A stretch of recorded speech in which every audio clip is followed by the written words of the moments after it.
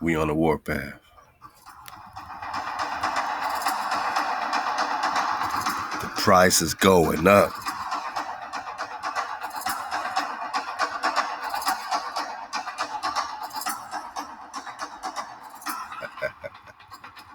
Structure.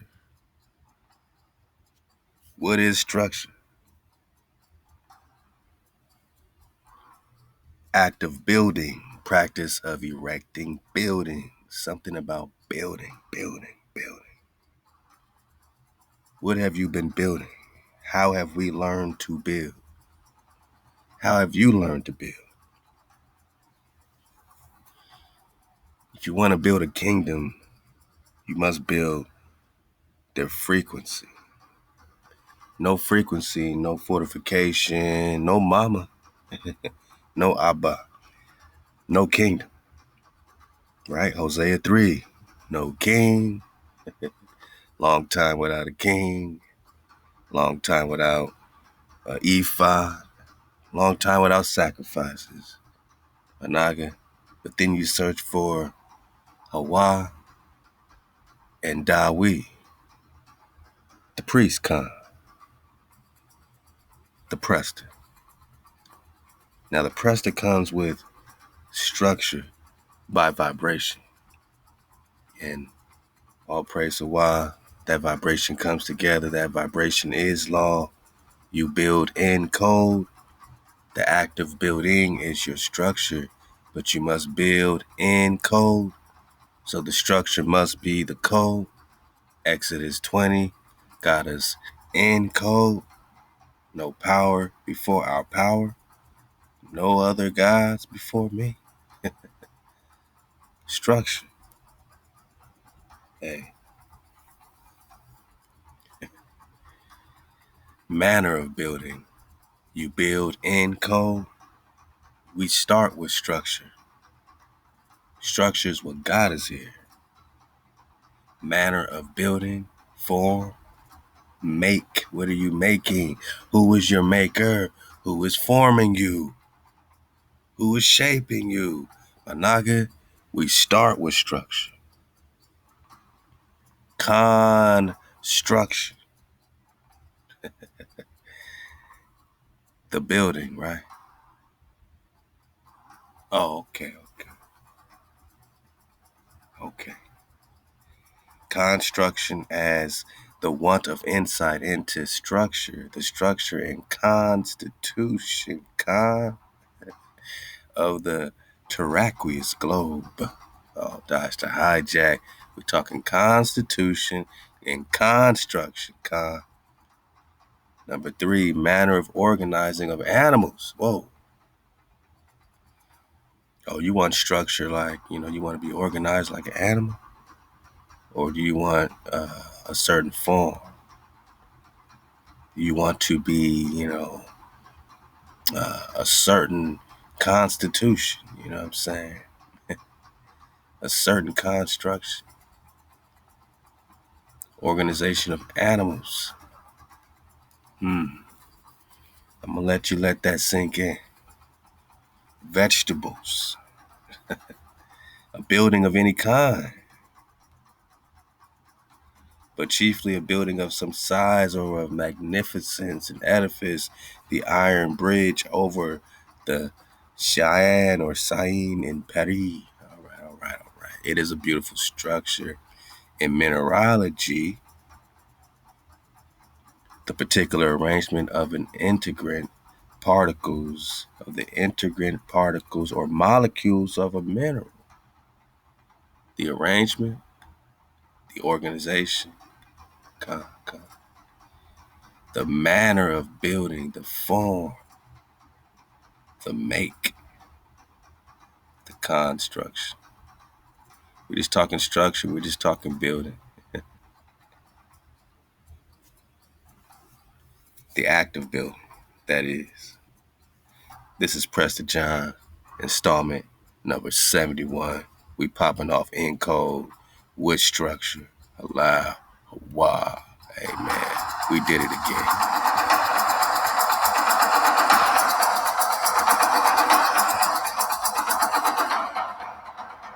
HaWah, HaWah, HaWah.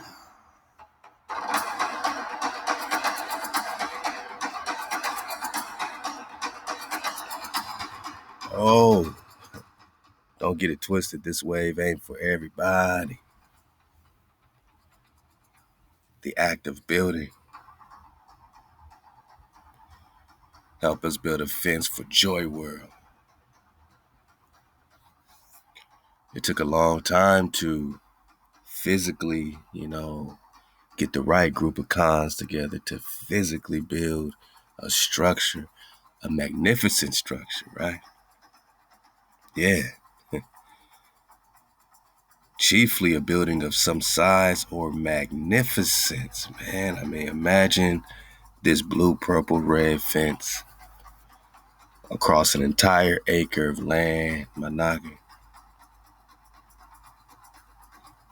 That beautiful cedar wood flowing, and just everything that we build inside of it. I mean, we're talking about magnificence. This is a project, a structure, unlike none other, especially, you know, on our land. And when I say our land, I ain't saying our land because we had to pay for the land. I'm saying it's our land by law, our inheritance, by our creator, our gift, our treasure. And we treasure it forevermore. Hey, man, for JoiWorld. HaWah, HaWah, HaWah, HaWah, HaWah, HaWah. Hey, man, HaWah.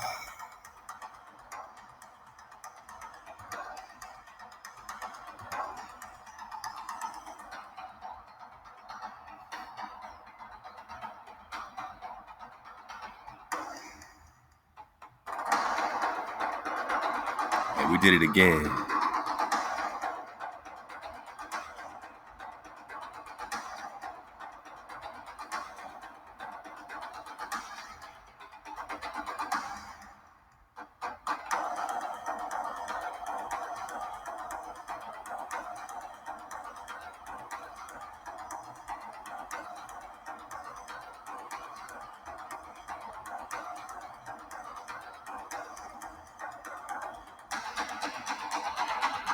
And I keep telling you, my Naga, that it takes structure to build structure.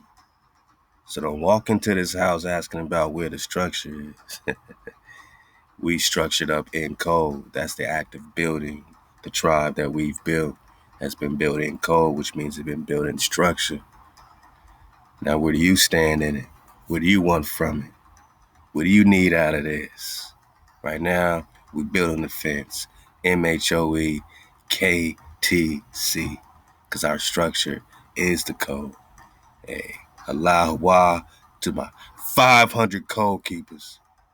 Because with 500 code keepers, we've raised over $10,000 to build a fence on an entire acre of land. And we're going to need the water to continue because this is a project unlike none other.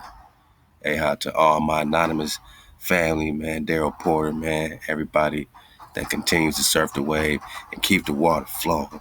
HaWah for JoiWorld. HaWah, MHOE. And that's most high over everything. Help us build a fence, my knock. For JoiWorld. HaWah. Oh, man.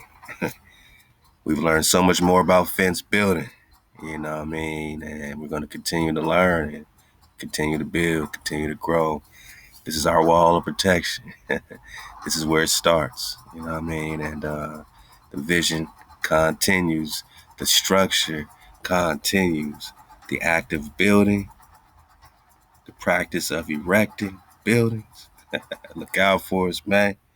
It's the manner of building, the form that we're taking, the make of us, the construction. That's the structure. That's the constitution, Managa. Across the earth plane, man. Yeah, the organization is flowing. Be patient with yourself. Be patient with my Nagas. Hey, We're going to keep building our structure, our magnificent, beautiful structure for JoiWorld. Hit that link below to contribute, to continue to support. And I love y'all, my niggas. All my contributors, AHOP to you. Shalom. We're just talking about structure. Hey, AHOP to all my dracons on the wall. Can you dig it? My dragon sponsors. Supporting 432 The Drop Radio from day one. Become a Copper Dragon, Silver Dragon, Gold. And support the entire Ether Squad that continues to drop wonderful shows throughout the week. You know what I mean? Right on your head bone, man. At 432 The Drop Radio. Hey, we battle love. Hey, we in battle time, man. Shout out to the Battle Clan representing in Tote, Texas. Shalom to my Nagas. Hey, be a dragon on the wall. AHOP to the dragon sponsors. Let's go, man, because we just talking structure. Yeah, we're going to build. Prester John 71. I guess it's time to build, to flow. Khandawi. Hosea 3 and 5. Search for HaWah and Khandawi. You know, we found this while we are, I think by that time, we're about 20 drops in by that time that we, I think, got on the Hosea 3 flow, you know, and somewhere around that time, it really hit us that we were, you know, marching towards this checkpoint. That Dawi, you know, there's more to the story of Dawi. Dawi is more than they allowed us to, you know, see at one time. You got to search. There's a reason you got to, you know, that's a hint, Managa, that it's time to search for the Khan. Not just read, you know, literally, you know, off of whatever story or page. You got to search something out about the story of King Dawi. Was he a king or was he a Khan? The people wanted a king. HaWah gave him Saul. He ruled him like a king. They said, please, we don't want to be ruled like this by this king. HaWah gave them, anointed them, Dawi. He was anointed, you see. He's more than a king. He's really a Khan. He became a Khan. Now, there's a series of these priests, just like you, Managa, that's been popping off, you know, just like you. This ain't nothing new. But you're very special because, you know, like my bro Yohanatan said, you know, we're at a point, you know, this is an age, a time, you know what I'm saying, where we're flying blind in a lot of ways, you know what I'm saying. The code is what keeps us oriented in the so-called darkness, you know, in the mist, in the haze, when you can't see clearly. The code is what keeps us oriented. You know, you see Dawi holding this book, this code, right? This is more than a king, but you know, we say Prester, you know, we ask a very simple question all the time, especially when we talk structure. Did a black man, you know, discover the fountain of youth, man? It's a very important question. We're going to talk a lot. We're going to talk about rivers, Sandman Yans. We're going to talk a lot of things. We're going to do a little roundup. We're going to belly flop with some of the Prester John investigation. You've been surfing the wave from day one. You can get the whole playlist. Managa, I'll leave the link below. 70 Prester John installments, man. I mean, going back to 2016, that's 5 years of recordation searching for Prester John or the noble Ethiopian, man. Khandawi, we're talking Alexander, we're talking, man, Zoroaster, we got to get back in that. The Voynich manuscript. Of course, you got to dig on the Hindu America or the India Superior. King of Jerusalem. Okay, yeah, David. Sauceland, the Exilarchs. Yeah, okay. Columbus looking for the prince. We're going to get back on some of that Cuba drop on this one. Knights Templar, Mossack the founder, the Mongol carriers, Rechabites, Kenites. All this has been discussed thus far within these 5 years, man. And going on 6 years, man. And it's all happening. Some of y'all got the Prester Pack. Matter of fact, this drop is brought to you by your Prester Pack. Because with your Prester Pack, you got all the drop. You got the first 60 full Prester John videos, the full thing, you know what I mean? So you can get those, and then we're going to come out with Prester Pack 2 that's going to contain 61 through however many, we got by that point, 70, 75, whatever we get to. And then, we'll just keep it going. Latest Recon, the links, the books, you know what I mean? The Prester Hour that we do on 432 to Drop Radio, you know what I mean? You get the latest Prester Hours as well. We just keep it flowing. You got your map pack on this one. You got these Prester books, man. Just any books relative or relevant to the investigation, you know what I'm saying? We went ahead and dropped it. Maybe we'll do some belly flopping in this Prester pack for the dismount. The Caliphate of the West. Yeah, we got to dig on that. Abyssinian through the lion, land to the court. Okay. Yeah, secret relationship between black and Jews is a good one. It's a lot of drop in the Prester pack. So make sure you get the drop. They're still going for 60. We might do a sale coming up this week. We put like a Prester pack and a Nagaville shirt together, man. So we'll do a drop deal of the week as well, man. But, hit us up, man, for your Prester packs and get the drop, man. Get in these books, man. Get in the books. So you can catch up and see what's really pop. Oh, okay. Oh, yeah. Babylon the $10 too. Rudolph Windsor. Lost Tribes of Israel. Oh, we got a lot of drop to dig on. And like I said, we'll try to do a belly flop, on the way out the door. But this drop is brought to you by your Prester pack.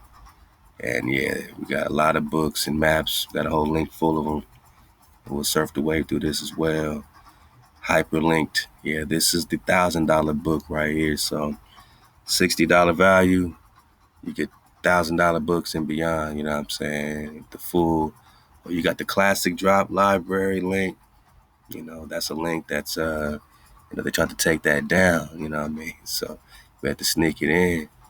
Columbus, Holy City. Oh, yeah. So if you got your drop, you got your drop.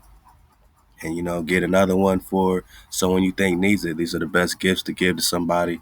You give them the gift of this Recon, you know what I'm saying? So they can surf the wave and get the links or the books, you know what I mean? Or the maps and all the drop. Hey, man.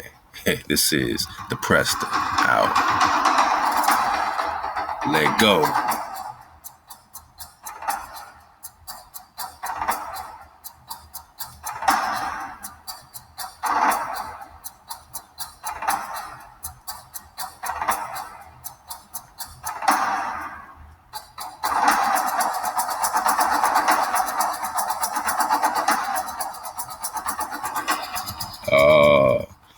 What it looks like they did? Remember, this used to have the picture of Prester, the Prester up here, right? Look how they making these little changes. They didn't want to show you this brother. Oh, they think they slick, my nigga. We've been surfing the wave on this link for years, man. For years. And they always got a picture of the brother. And they took the picture off. Whoa. Oh, man. These people are just truly wicked people, man. They removed the picture of Prester John. It says that a black man discovered it, but they didn't want you to see the picture. Oh, man. How low can you go, man? Hey, this lets us know, Hijack City is active. You know what I'm saying? We got to keep going, man, because they are erasing everything behind us. So that's why, you get your Prester pack. All these links that already got the drop, you already got exactly, what it really looks like. We already put it on there for you, my nigga. You know what I'm saying? It's already in there, so that you don't have to, look for it nowhere else. You can click on it, you can search through it. Look at that. Belly flop. Belly flop, my nigga.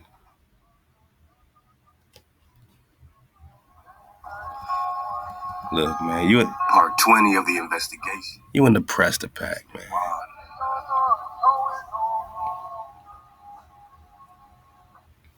my noggin. So this is the same link, you know what I'm saying?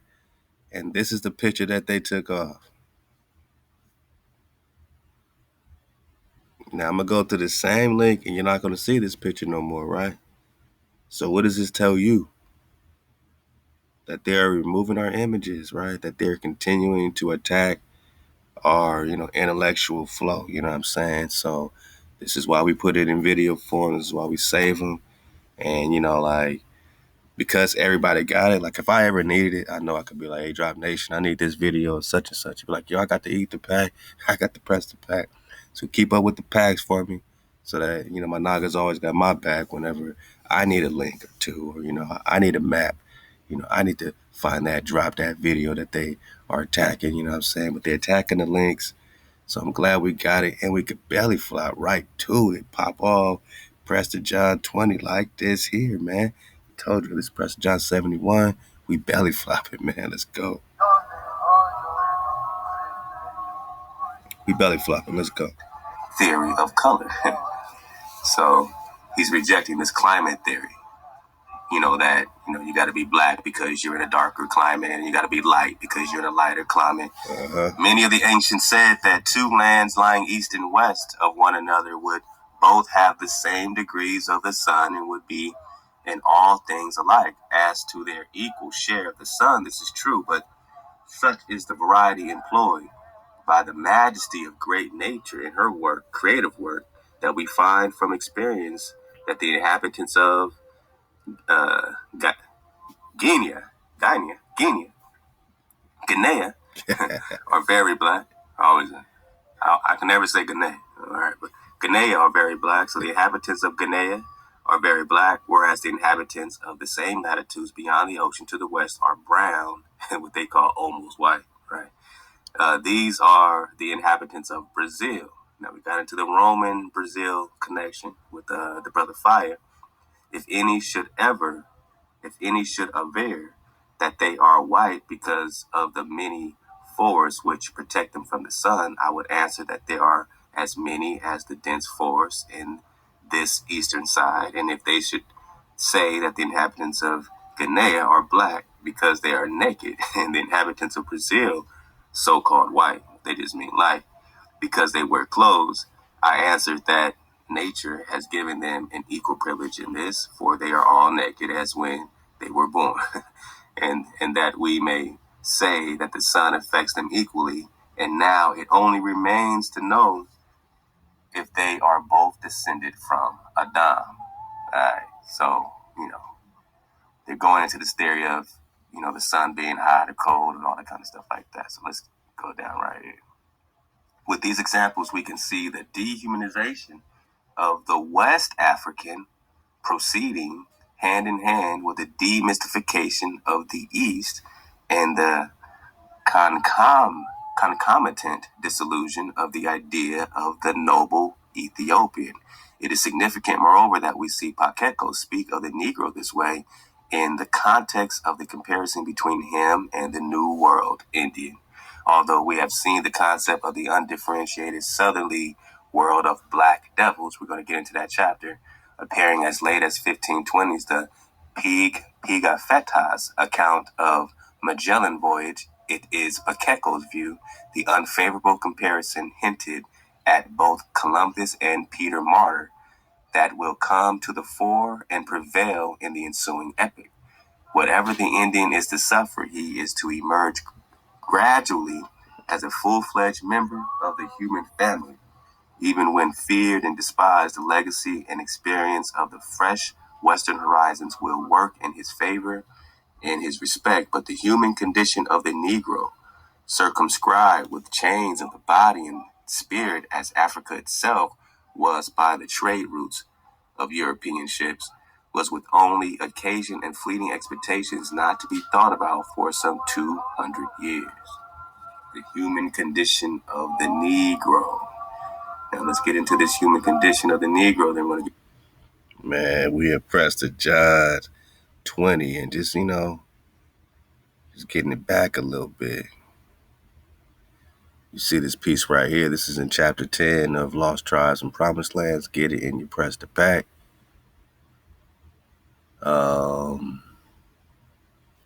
So far as it is known, Kubilai ended his days in Ethiopia. He too was a living symbol of the demystification of the East, ending like the legend of Prester John in the Abyssinian dust. So there's a reason why you're not familiar with Prester John until you start surfing away. That legend was put into the dust. That legend was destroyed. Just like Mossack the founder and all your other legends and flow. Now it's all in comic books and Marvel. Yeah, there's a Marvel character named Prester John. We dug on that, right? So, with that legend went for the time being all hope. Managa, all hope means all hope of a noble image of the Negro.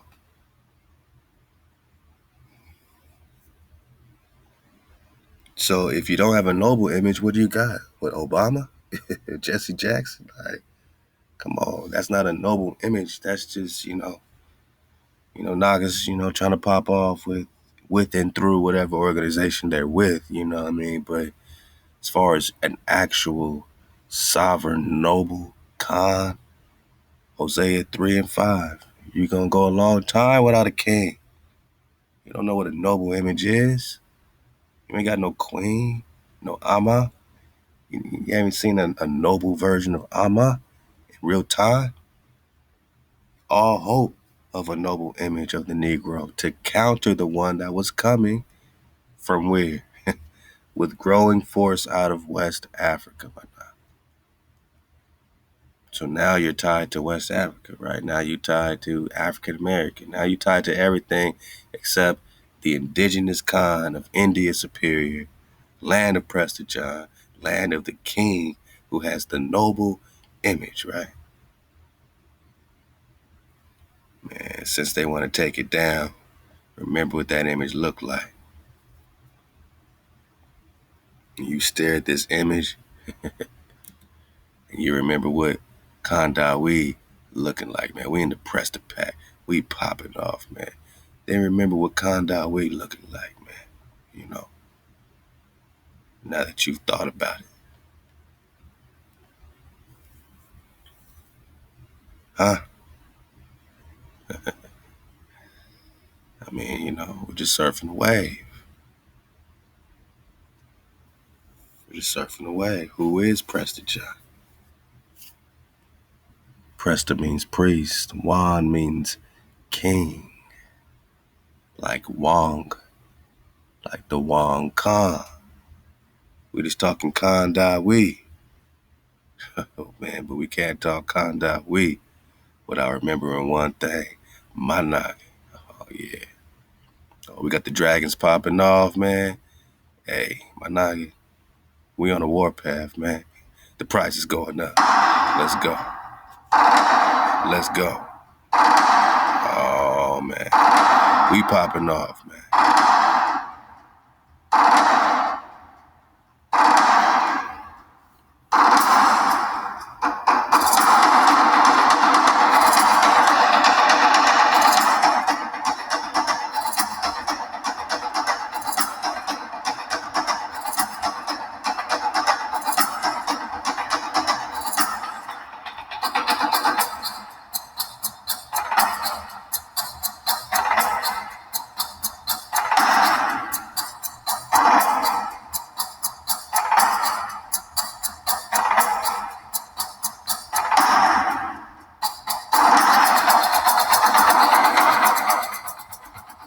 This is called the Rus map. RuYSCH. Rusk map. Let me try to re-upload it, get it a little clear up in here. I mean, but from the perspective of it, you see Africa, right? You see Africa, which appears to be, the whole Mesopotamia flow. Middle East, right? Europe, Spain, right there, I guess Asia here.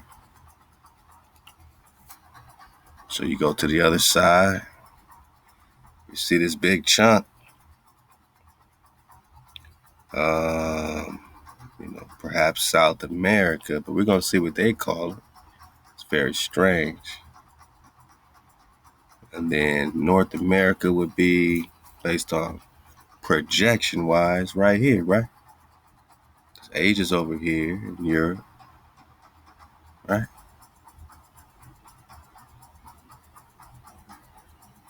Okay, a little clearer now. So this is where North America would be. Instead, it is India Superior. Anaga, you see Tibet, right? Let me get back out. I just went right here. Now, what's this?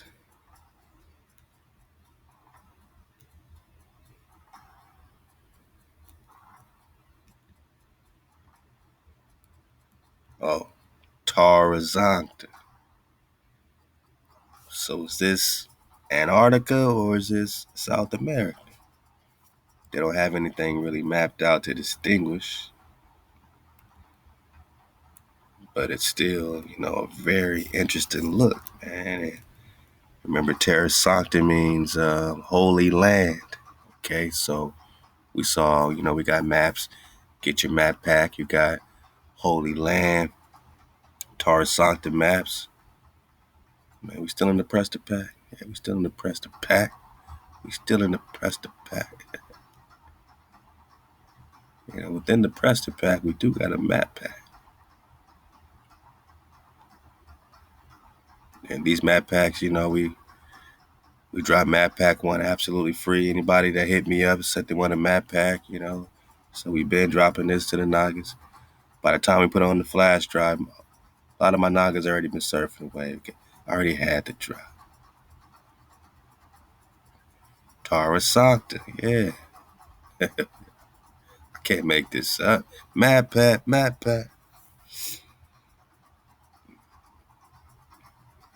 Right, so this would be a piece of Antarctica, except it's called Tara Sancta. And it shows like these gateways, right? So you wonder, like, with all the mythical Antarctica ice, no ice on Antarctica's chest bone, maps like the Perry Reese map with no ice on Antarctica, you know what I mean? And clearly there's life and civilization popping off in Antarctica, man. And it's called Holy Land. And now when you Google Terra Sancta, it's going to take you to modern day Israel or something. But before that, Terra Sancta was on the maps over Antarctica. Or in this case, South America. Again, you put Terra Sancta in Google today.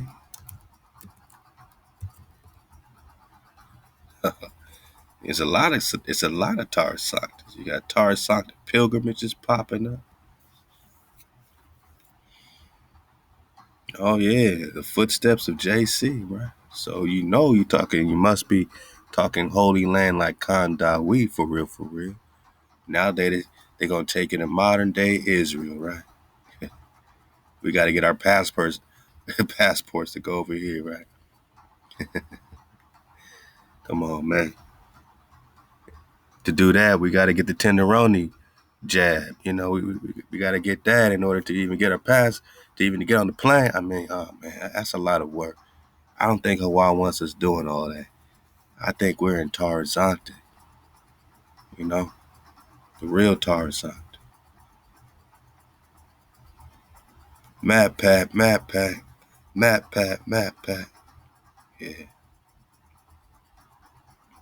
Tarzanta, man.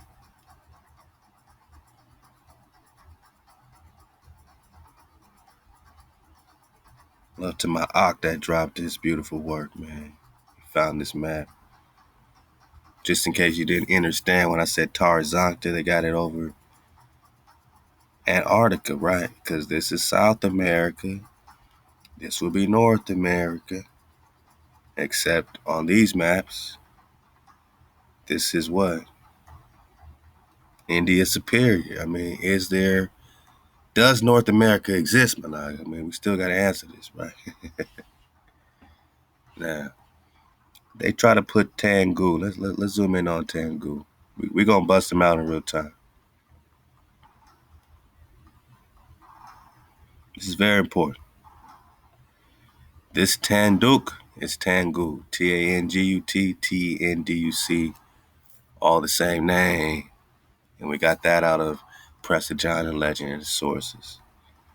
And Tangu is supposed to be located in Asia, right?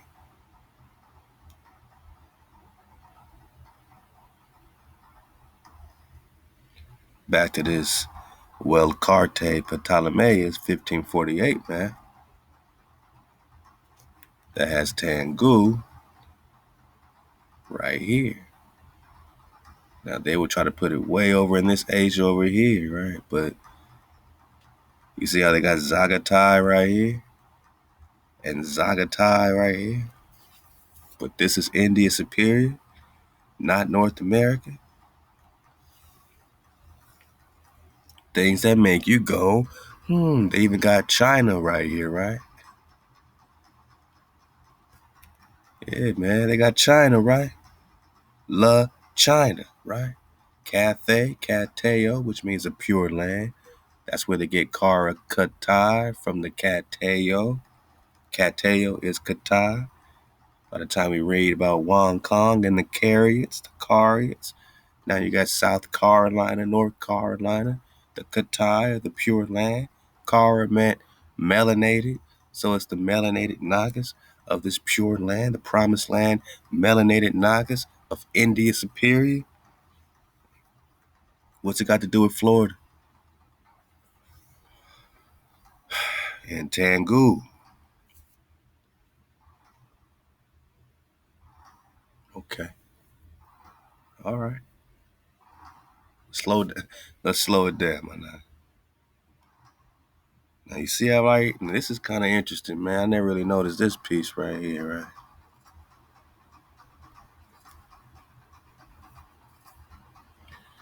All right, so you got Peru. You got a river that goes all the way through Peru. You know, you could go right. Through South America. You can go right, cut all the way through, cut all the way across. Just so you know. And you see California right here. But it's attached to a whole nother huge land, man. So California, they had right here, almost like right borderline in Mexico, right? I mean, you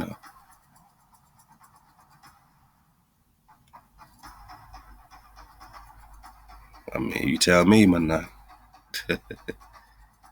This is a different look at California, right? Virginia, Florida. Now, does North America exist?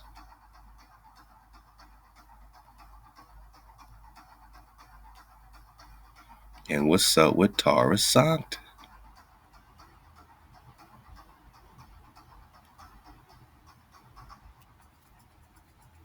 Next to these gateways, seems to be areas that you can take right from the tip of South America. There's a gate. You can go all the way through.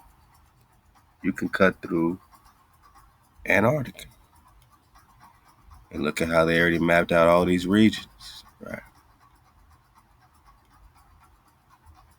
Love to my bro Sekou, Sekau, Original, man. Hey, up to you, man. This is always one of the best maps, we've come across, man. Map pack. Hey, we just surfing the wave, man. I mean, this is what got us to Prester John. You know what I'm saying? 71. We just talking Tarzanti.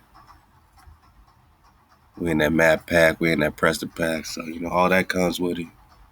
And, yeah, all 60 Prester Johns. And, we'll pick it up after this. You know what I'm saying? So, hit me up if you want your Prester pack. Music at 432thedrop.com. Music at 432thedrop.com.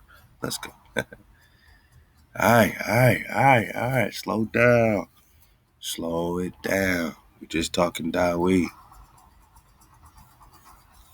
Talking Tara Sancta, right?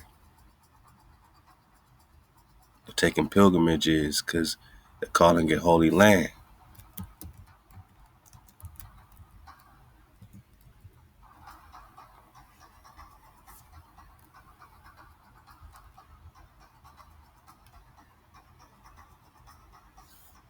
The meaning of Tara Sancta is the Holy Land Church. So, what is Tara Sancta doing in South America? And does this connect to the drop about the high Amazon queens and how they had their stations, near this Moore pyramid? Yeah, Recon the Moore pyramid in Antarctica. Try to connect this with Tara Sancta.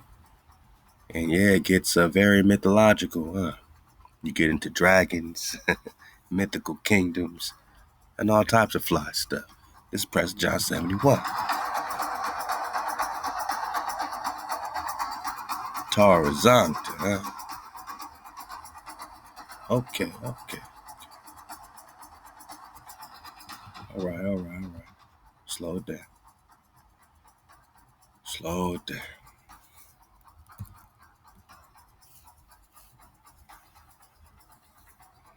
Hey, it feels good to surf this wave again with you, Prester John. Investigation, man, nothing like it. I always make myself earn it, you know what I mean? Like, by the time we get back into it, it's always a higher level of the spiral. Sometimes you got to shake some dust off your shoulder. You know what I'm saying? You got to spiral up. You got to get through a few things, man. Every time we connect back and Prester John, it's because we've gotten through some stuff together. You know what I'm saying? And we hit another checkpoint, and here we go. Right now, I ain't going to take the foot off of Prester John. Like, we about to just smash, you know what I mean? So get ready. We going man, to Prester John 100, man. My noggin. We out of here,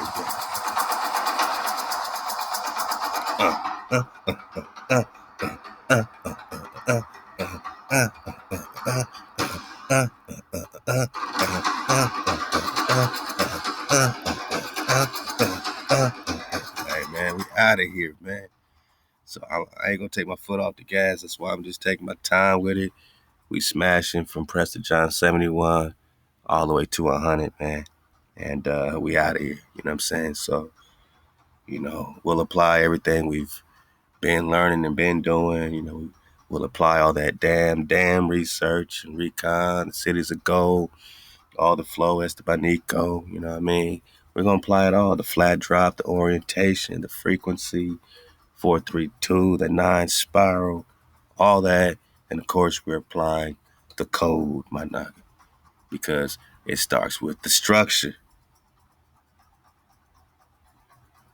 Hosea 3, verse 4, the children of Israel shall sit solitary many days without a king, without a prince, without sacrifice, without pillar, without ephod or teraphim. And afterward shall the children of Israel return, seek the Creator their power, and Dawi their king, David their king, and shall come trembling unto HaWah and to his goodness in the end of days, my naga. This is the Prester hour. We popping off. Shalom to the tribe.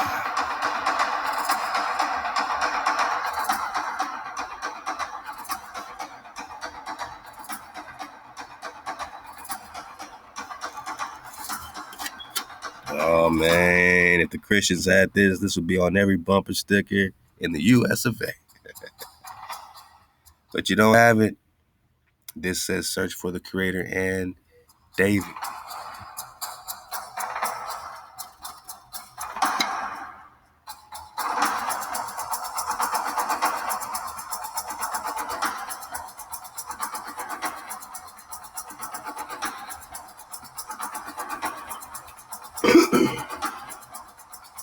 Let me clear my throat.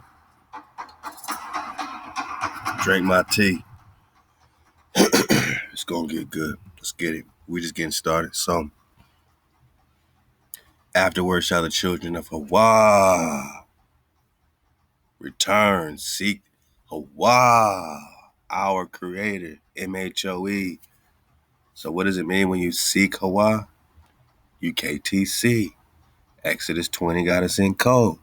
We talking Dawi, so you got to be talking code, which means you got to be talking structure. This don't tell you to seek HaWah and no one else but David. So you got to say, why am I searching for King David? Exactly. Now your search begins. Now read, Ezekiel 34. Read Ezekiel 37. Jeremiah, breaks it all the way down. You got to search for HaWah and Dawi. They're calm. I like this one in Jeremiah.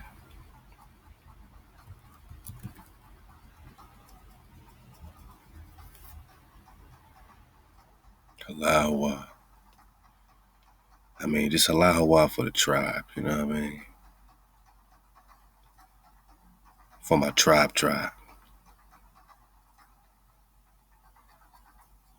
Oh, man.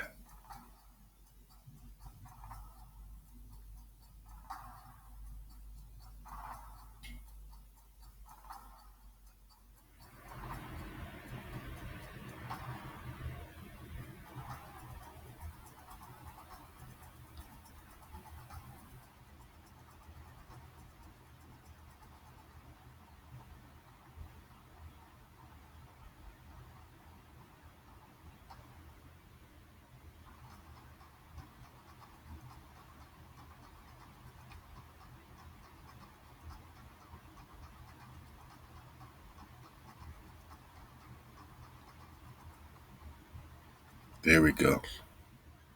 I had a few few different ones in mind. I like this one in Jeremiah 30, verse 9. And, pick it up in verse 7. Alas, for that day is great. How many witnesses do we need to search for HaWah and King David?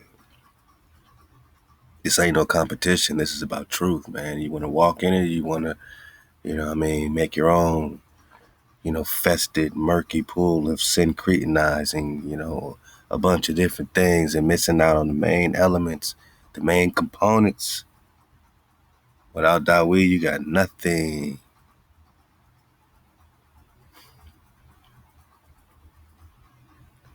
Who you gonna serve, my nigga?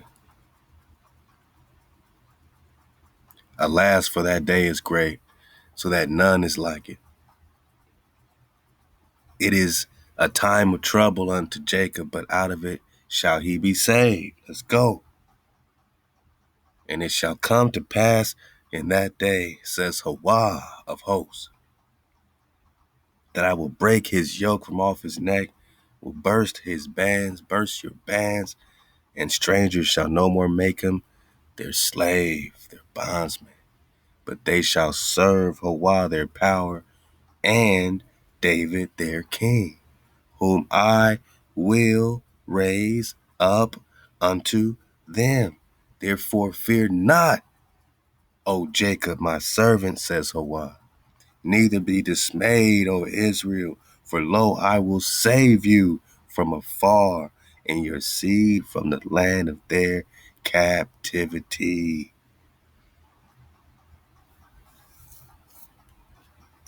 And Jacob shall again be quiet and at ease, Shalom, and none shall make him afraid. For I am with you, says HaWah, to save you. Who's your savior?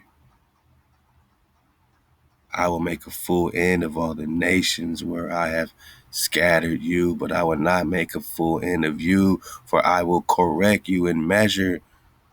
Only a fool despises correction. Amma says a wise man loves correction.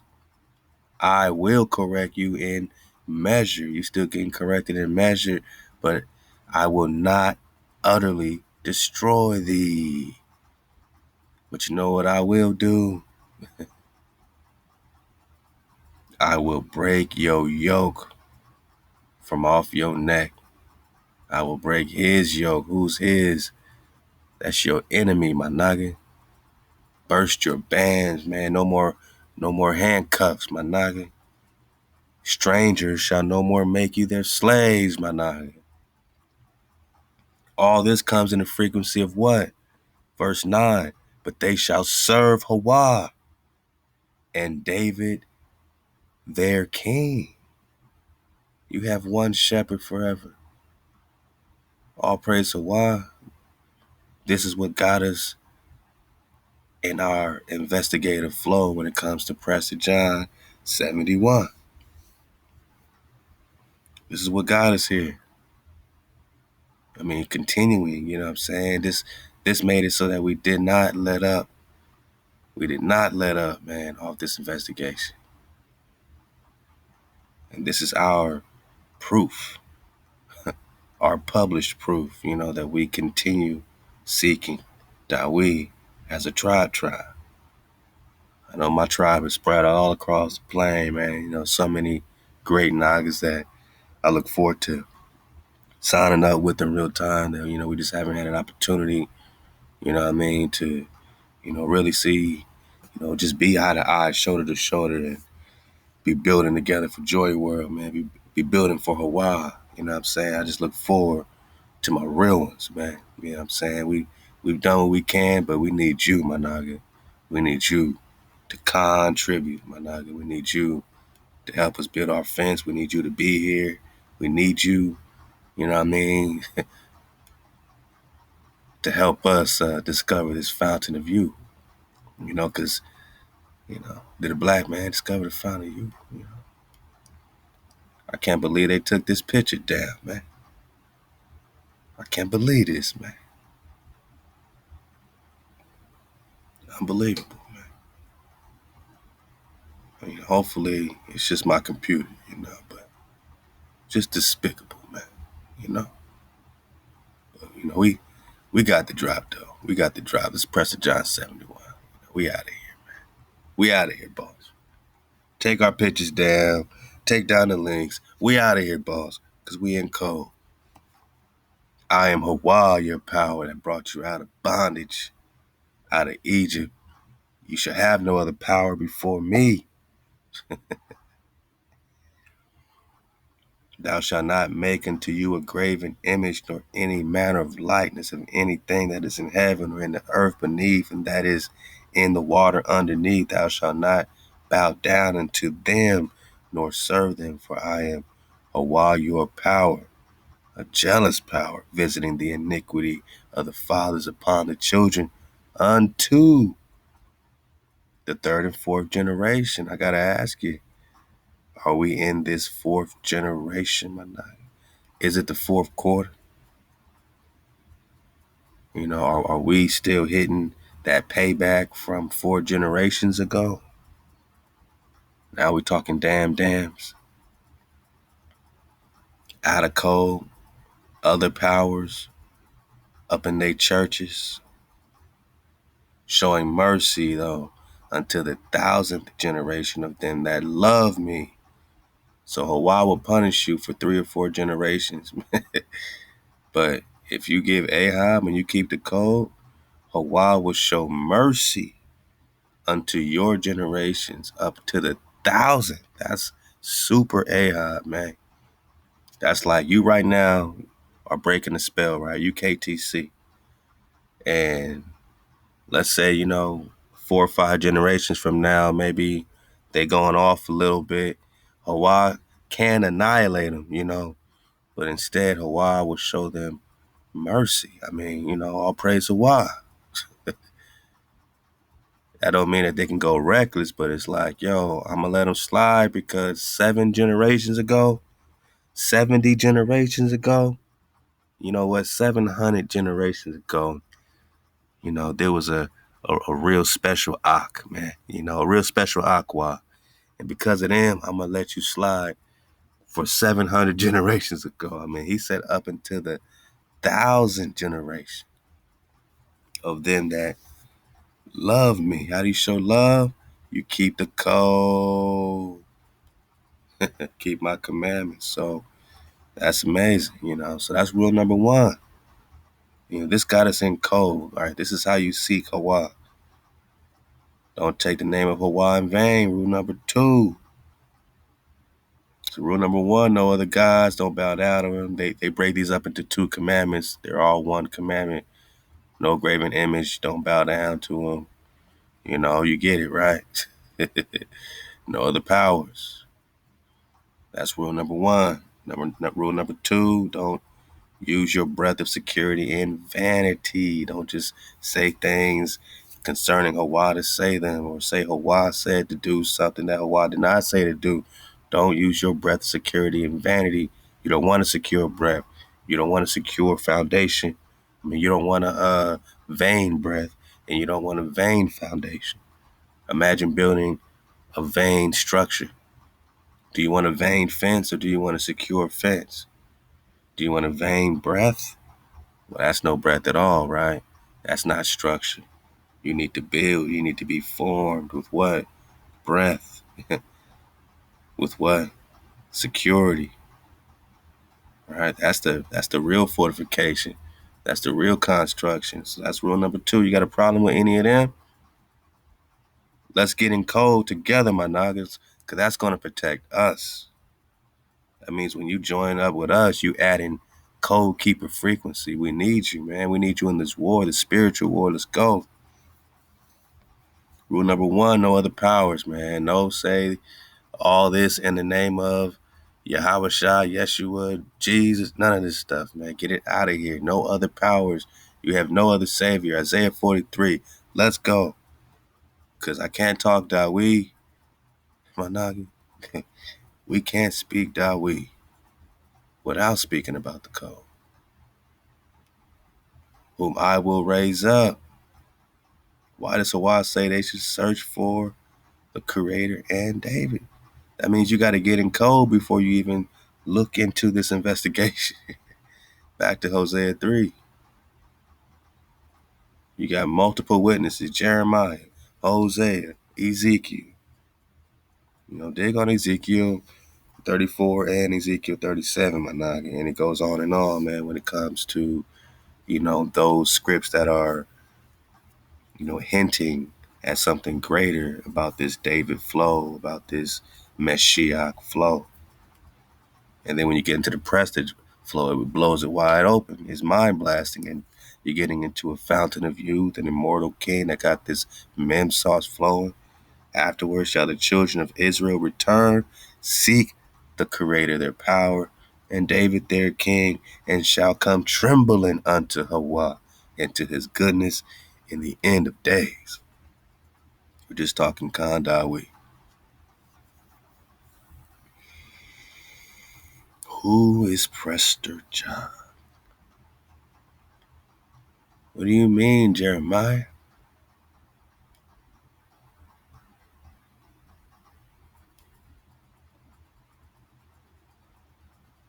What do you mean, Hosea, What does Jeremiah mean,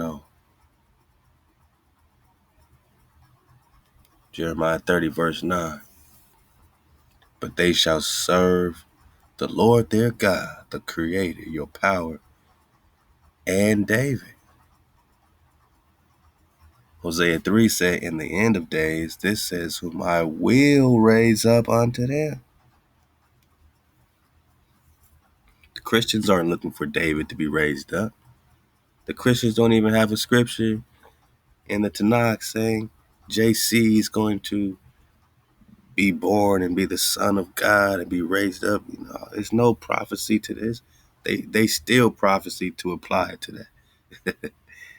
There's nothing exactly explicitly linking no son of God popping up later in the New Testament, man. It's all happening right here. Because this is recent history. This is not far back thousands of years. This is recent history, man.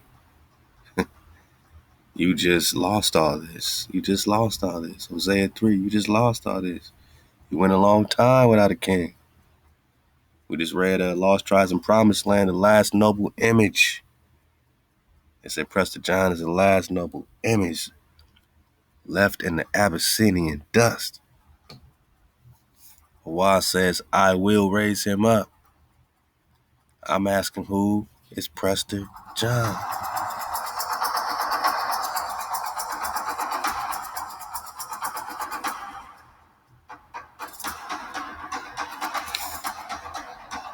Let go. Hey, we popping off, man. All right. Tar sucked. Yeah, man, it's an interesting map to say the least. You know what I'm saying? Where's North America?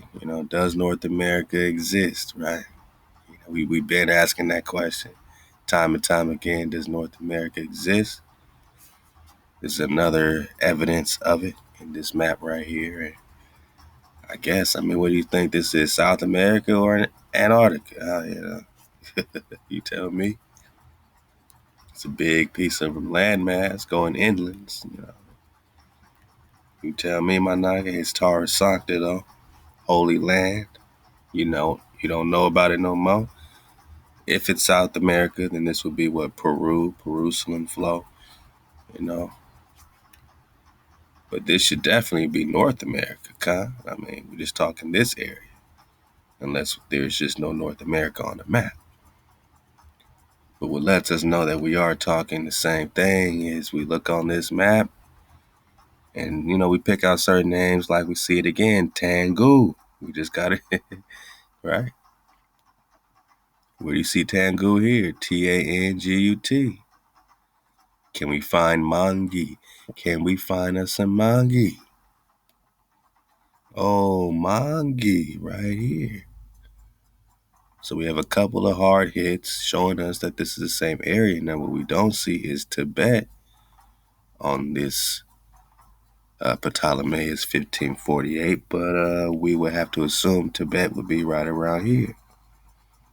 And this is India Superior, in case you didn't know. So why wouldn't it have the real Tibet, my naga? So when we read these books by Graham Hancock saying India once ruled the Americas, as if little India conquered big dragon India Superior, you gotta be kidding me, man. What do you mean when this has the real Tibet? The real Dawi. Right, so you see Tangu, Mangi, and Tibet. The real Tibet. The real India Superior, man. But, we just asked the same question, man. And, it's okay to ask again and again.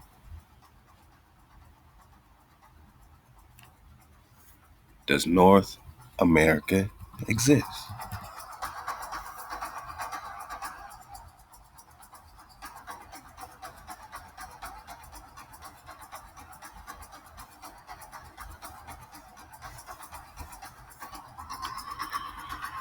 It's just a decent question. Just a decent question.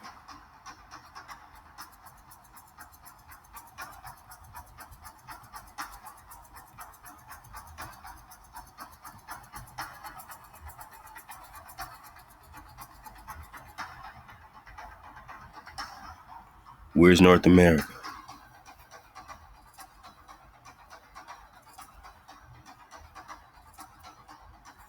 Oh, I see everywhere, but I don't see no North America, boss.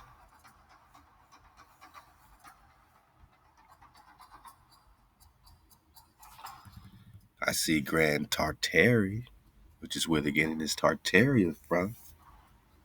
But you're just still talking North America, or Asia, right? I see Asia. I see China, Chine, right by Florida. Nah, this don't make no sense, right? This would be where Mexico is.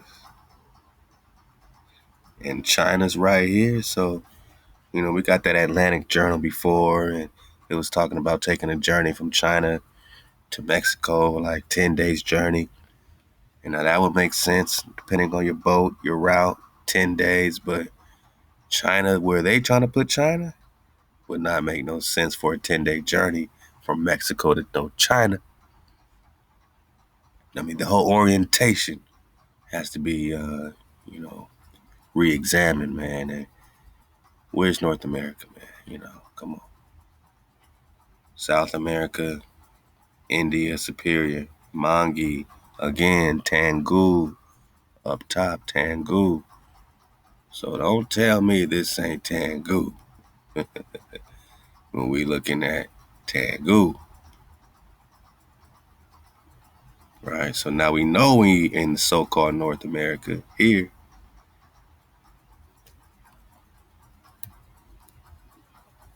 When we see the same Tangu right here. And you see Tibet is right next to it. So you put it together, Tangu, Mangi, and that has a whole Batu Khan, Genghis Khan flow. This is a name that connects with the, hijack Khans coming over. You got Tibet right here as well. You got two Tibets and India Superior. So you put it together. Tangu, Tibet, India Superior. Tangu, Tibet, India Superior, my nigga. I mean, hit the easy button. And again, China right here. So you see China again right next. Oh, what about this one over here, man? Let's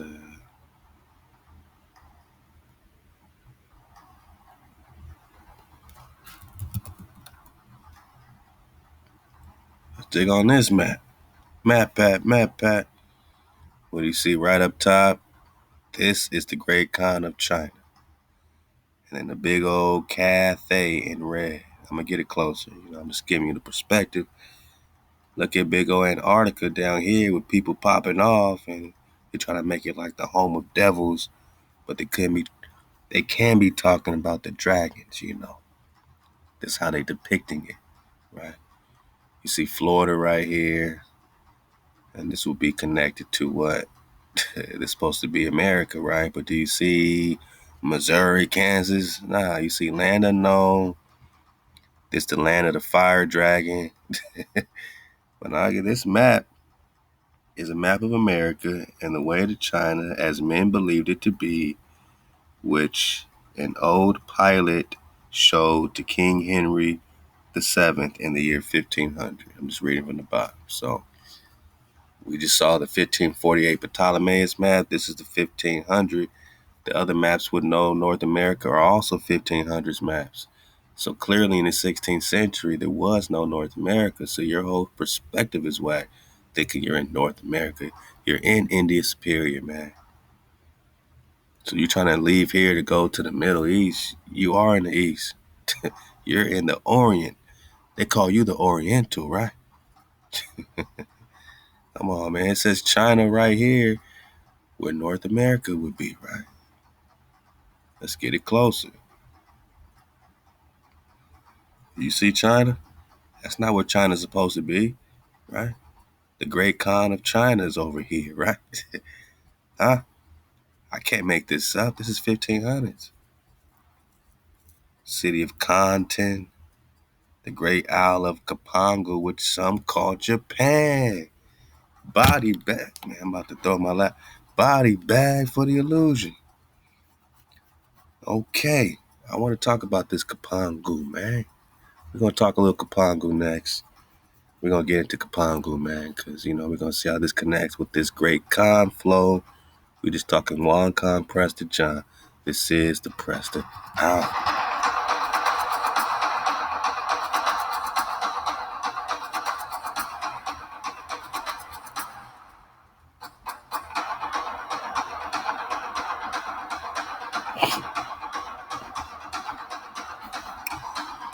Wow. Yeah, get a good look at it. CIPANGU is Japan. So when you researching old Japan drop, like the name of Japan originally, like this whole gold connection. And notice this ain't really on the maps like that anymore. This particular flow right here. You know what I mean? This little piece ain't really there no more, man.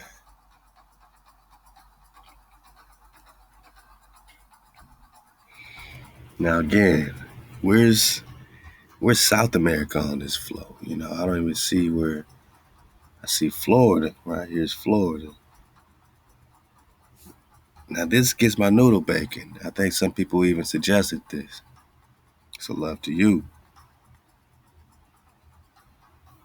They could be calling South America Antarctica, you know, in these 1500s, you know, as well. You know, which gives us a whole nother noodle bacon moment about what Antarctica is. You know what I'm saying? So when you're seeing it popping up, you know, anything at the bottom, you know, we researched the etymology of Antarctica. It's pretty much anything lower, whatever. But is this what they call lower at this time? Is this how they depicted South America? You know, in relationship to Florida and what would be North America, but they just call it the land of the great Khan. Columbus is coming over here looking for the Khan. He brings a Hebrew interpreter named Louis Torres to speak Hebrew to these Khans here.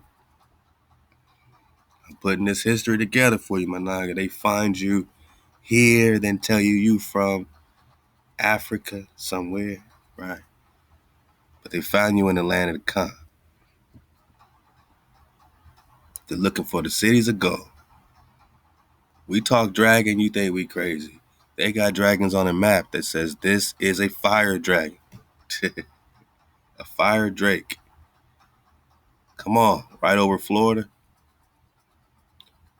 Newfound land of master cabal, much gold. Right in Florida. Right in Florida, Managa.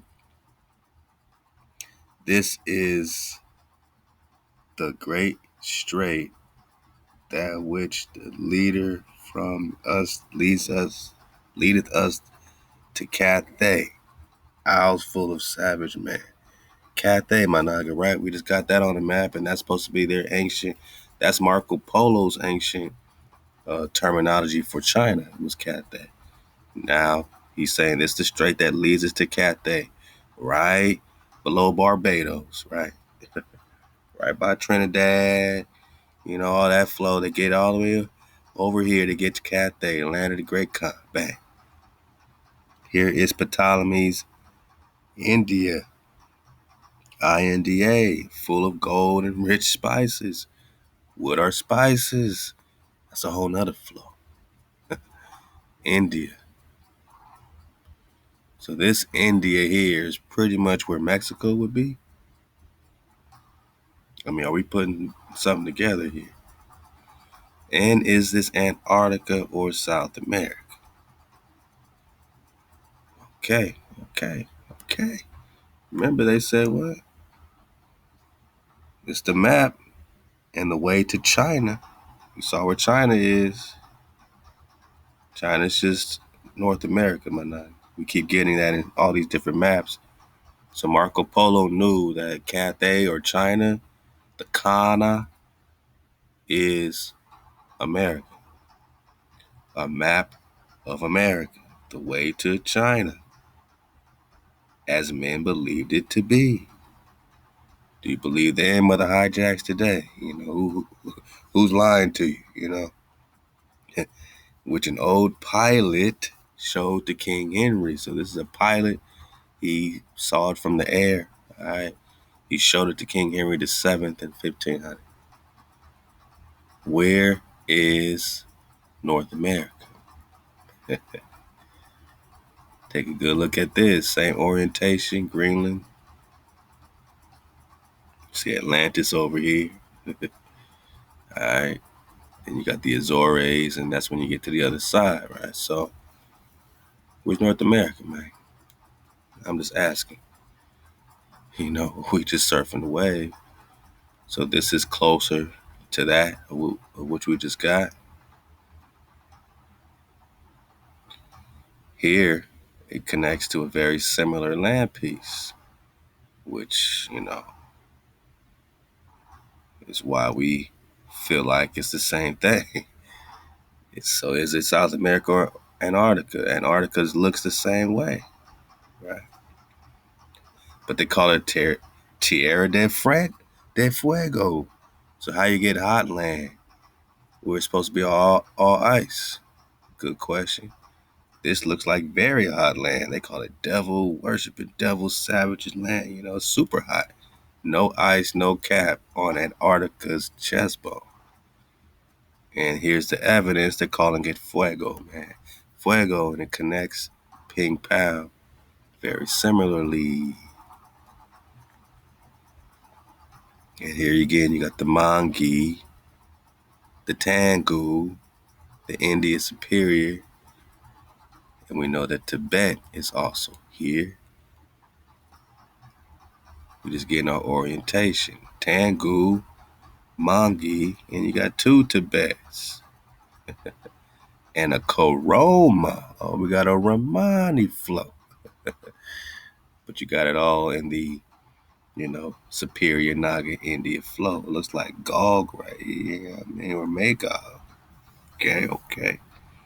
Now look, you got Greenland. It looks like Greenland or something. I don't know what that is. Hard to tell with their, old school lettering, man. But it looks like it could be something like that. I mean, it would be right there. Greenlandis. Yeah, I think it's Greenland, man. Now, this is real interesting, man, when it gets to this Hyboria situation. Hyboria, Europe, Aran Fee, Insular Deserta. I mean, clearly you see they're trying to show you the water flow and that there's these channels when it gets up there. I don't know if it's hot or cold. I don't want to take their word for it. It might be paradise, you know what I'm saying? We don't know. It might be paradise down here. We don't know. But they seem to have everything mapped out pretty accurately on this side, right? As we would think it to be.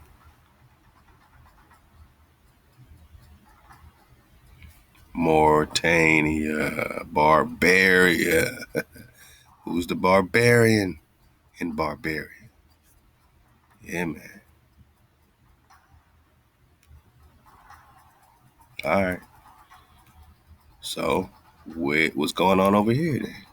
If this is mapped out so accurately, then what's going on over here, man? With Tibet? Where's North America? Come on, man. Something's going on, right? Something's going on, huh?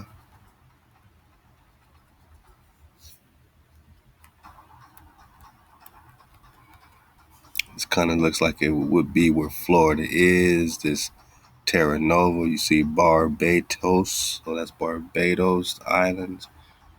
And on the other map, this is the Strait right under Barbados Island.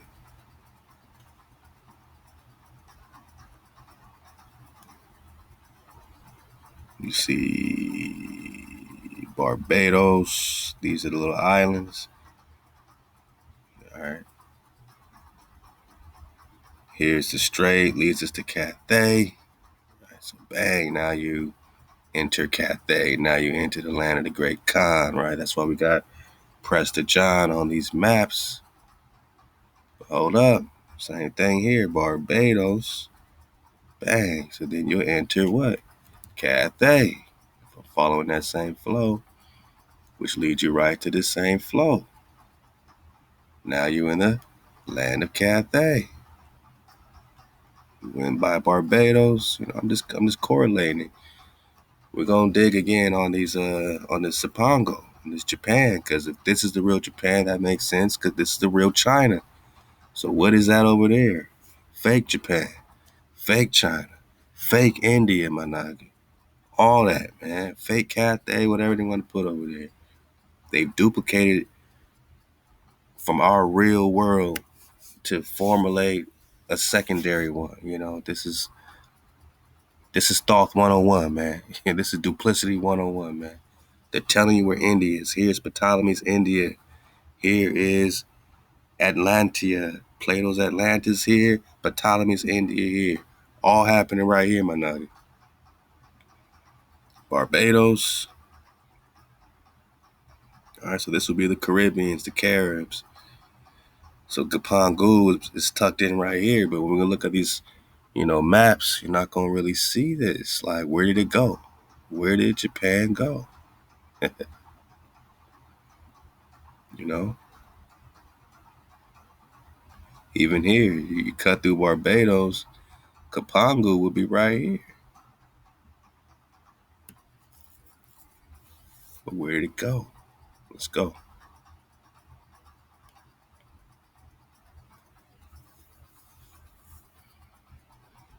I just want to crack this open a little bit. This is called Church of the East, A Concise History, Wilhelm Baum and Dietmar W. Winkler. Okay. Let's get a couple things from this. Belly flopping this Church of the East. I think it picks up, I'm going to go right into the Mongol flow. Let's go to page 84. Surf the wave with me, my naga. We just popping off.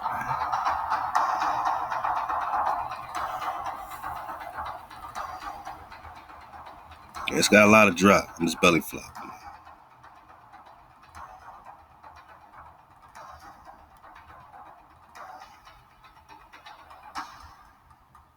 A whole lot of drop.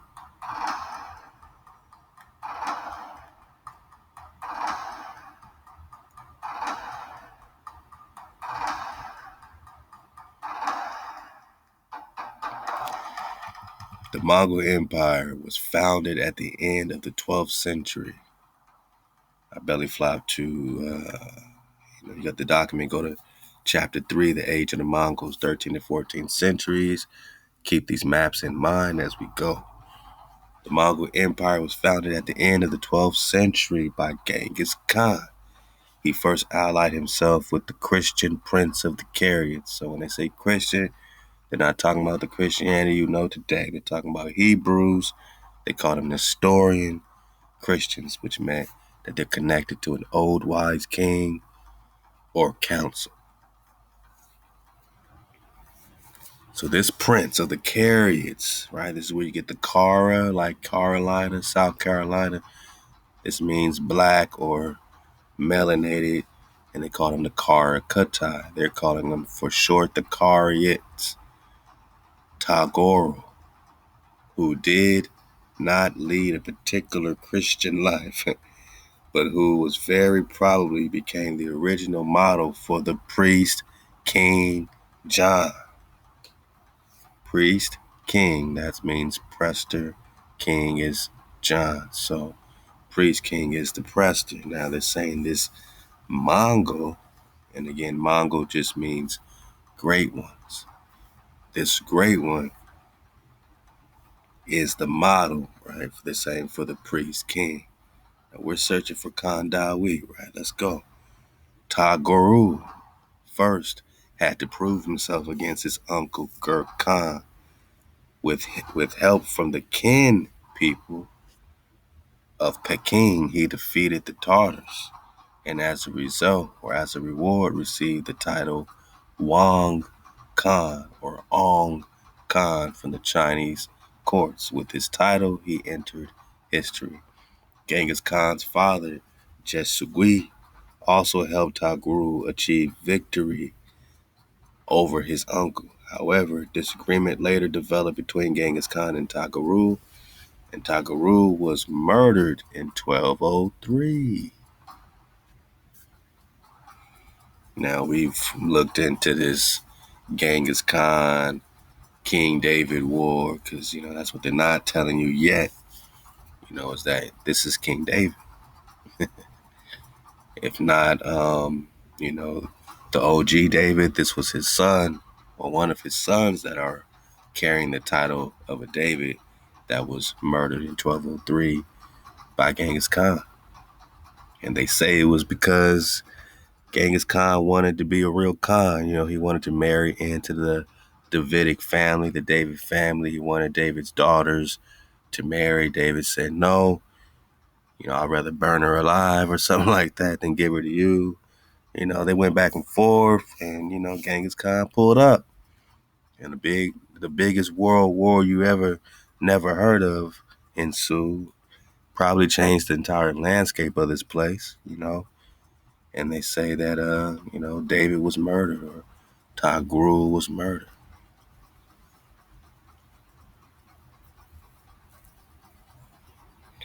Over several generations, the family of the great Mongol Khan intermarried with the family of the Gur Khan. So bang.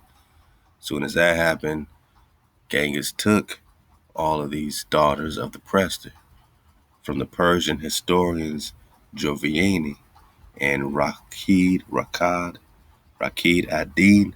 We have precise information about these genealogical connections. Genghis Khan wed Tagru's daughter, right? So after the Prester didn't want to give his daughter up, he took her anyway.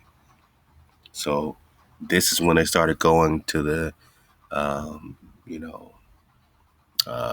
what's it called, matrilineage, you know what I'm saying, just following the female, to where they were marrying into the Davidic family this way, matrilineage, all that. So, by marrying into this royalty, they were now they were getting their royalty from these women, that were daughters of Prester John, they were getting, that's how they tied themselves into the royals, so it became a matriarchy, in that type of sense, because that was their connection.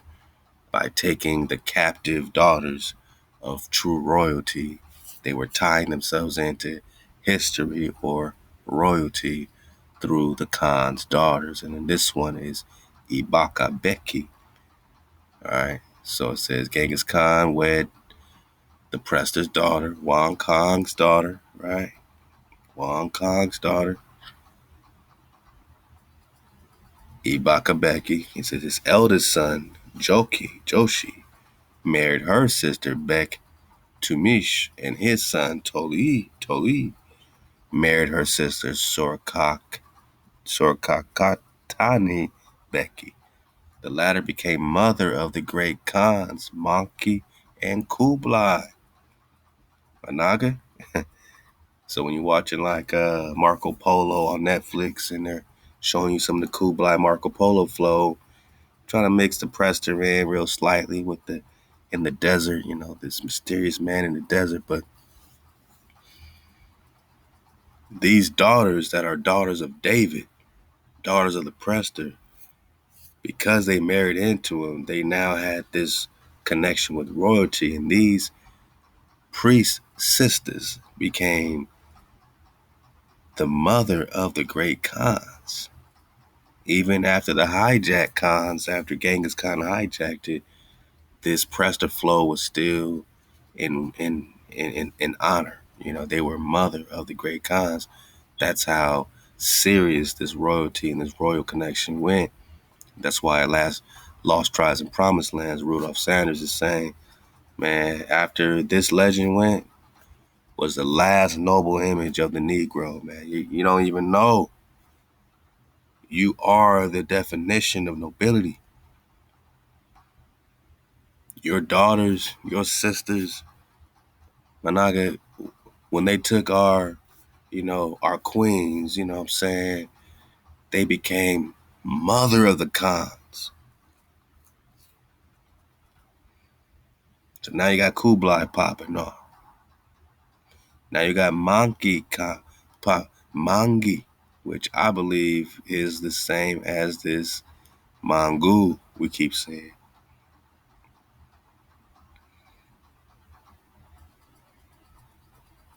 This Mangi, I think it's the same Mangi we're talking about right here.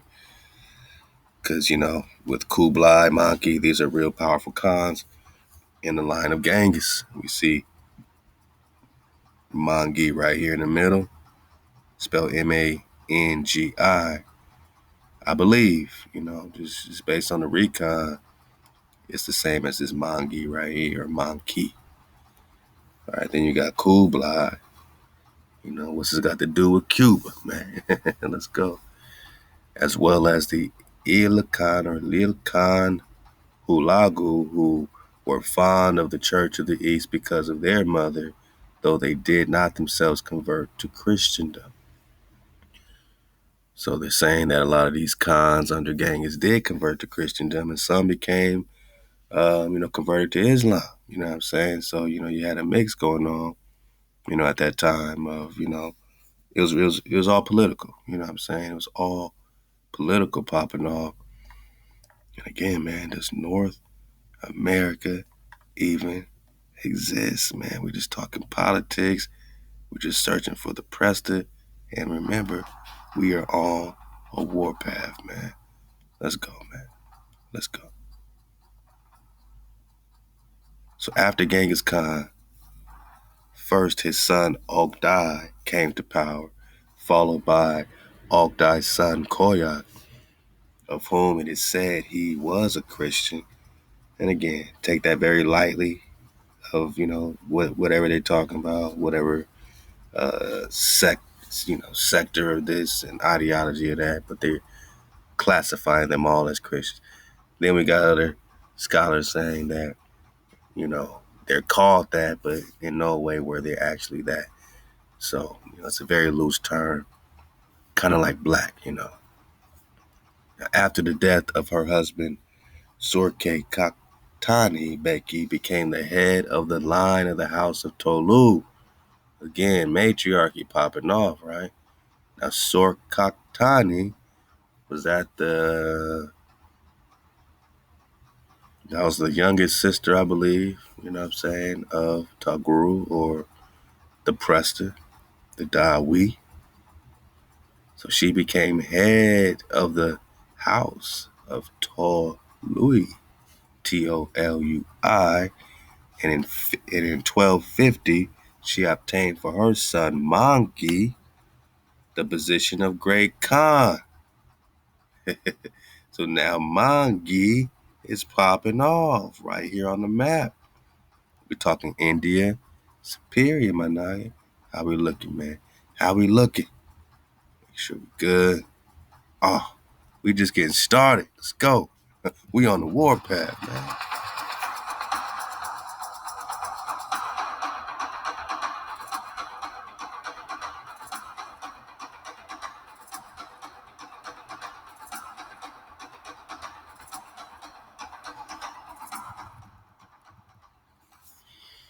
All right. So Mangi now has the position of the Great Khan, right?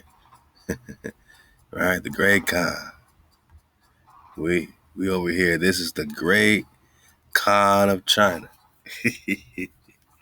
So by the time they writing this, they doing this map in the 1500s. We about to get on this CIPANGU, this Japan scenario. Who's the Great Khan at this time? Is it Mangi?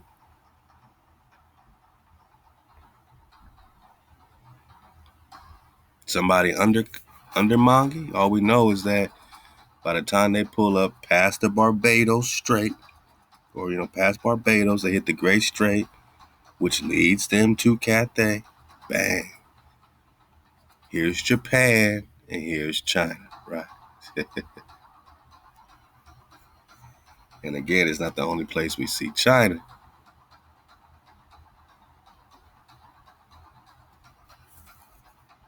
You see Cathay right here, 1531, the Orientes finds map. Cathay is China. Mansi, okay. Hey, where's North America, man? But on this map, 1561, Carta Marina Novova, Tavola. Again, South America connects directly to Grand Tartaria or Asia. And right here you see very small China. Right by Mexico. China, right? This is the Great Khan of China. So who's the Great Khan? Who is the Great Khan?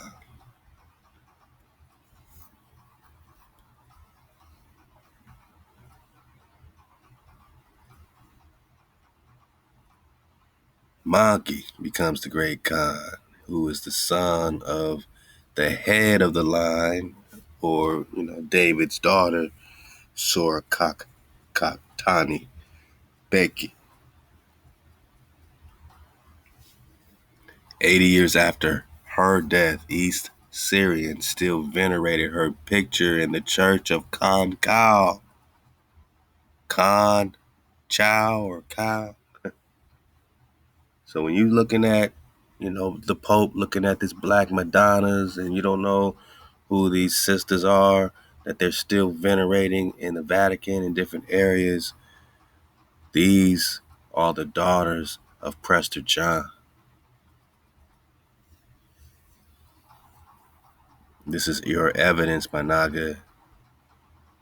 East Syrians still venerated her picture in the church of Khan Kao. The great Khan Manki appointed the East Syriac Caryatian Christian Bolgai as chancellor. Already at the beginning of the 13th century, the Christian King Kai, a Cariot or Angu, had served as Mongolian chancellor and governor of the colony in the Altai Mountains in North China. For all practical purposes, he controlled the government. Following the conquest of the Karyots, the Christian Kadak became the commander of the army, and under Kayuk, eventually even Atabek, administrator of the empire. After seizing the great Khan, Manke sent his brother Hulago on a campaign against the Muslims in Mesopotamia. In 1258, Hulago captured Baghdad and became founder of the empire of the Ilkhans or Elkhans in Persia. Al, you know what I mean? So this history really connects a lot with the more and more war, man. Like this is when you really get into them general monks and all that flow. But you see that this Genghis, it was more and more war. You know what I'm saying? Even after Genghis did his thing, they were still going through infighting of what ideology to flow with, Christianity, Muslim, da da da. They're pretty much trying to reshape whatever they got, reconnect the politics, the power, the power ties and all that stuff like that in their world. You know what I'm saying? But as well as, pretty much reshape everything over here in the promised land simultaneously. By the time they find us, all this is already happening. All this is already happening. So, Maki, through his brother Hulagu, went on a campaign against the Muslims in Mesopotamia.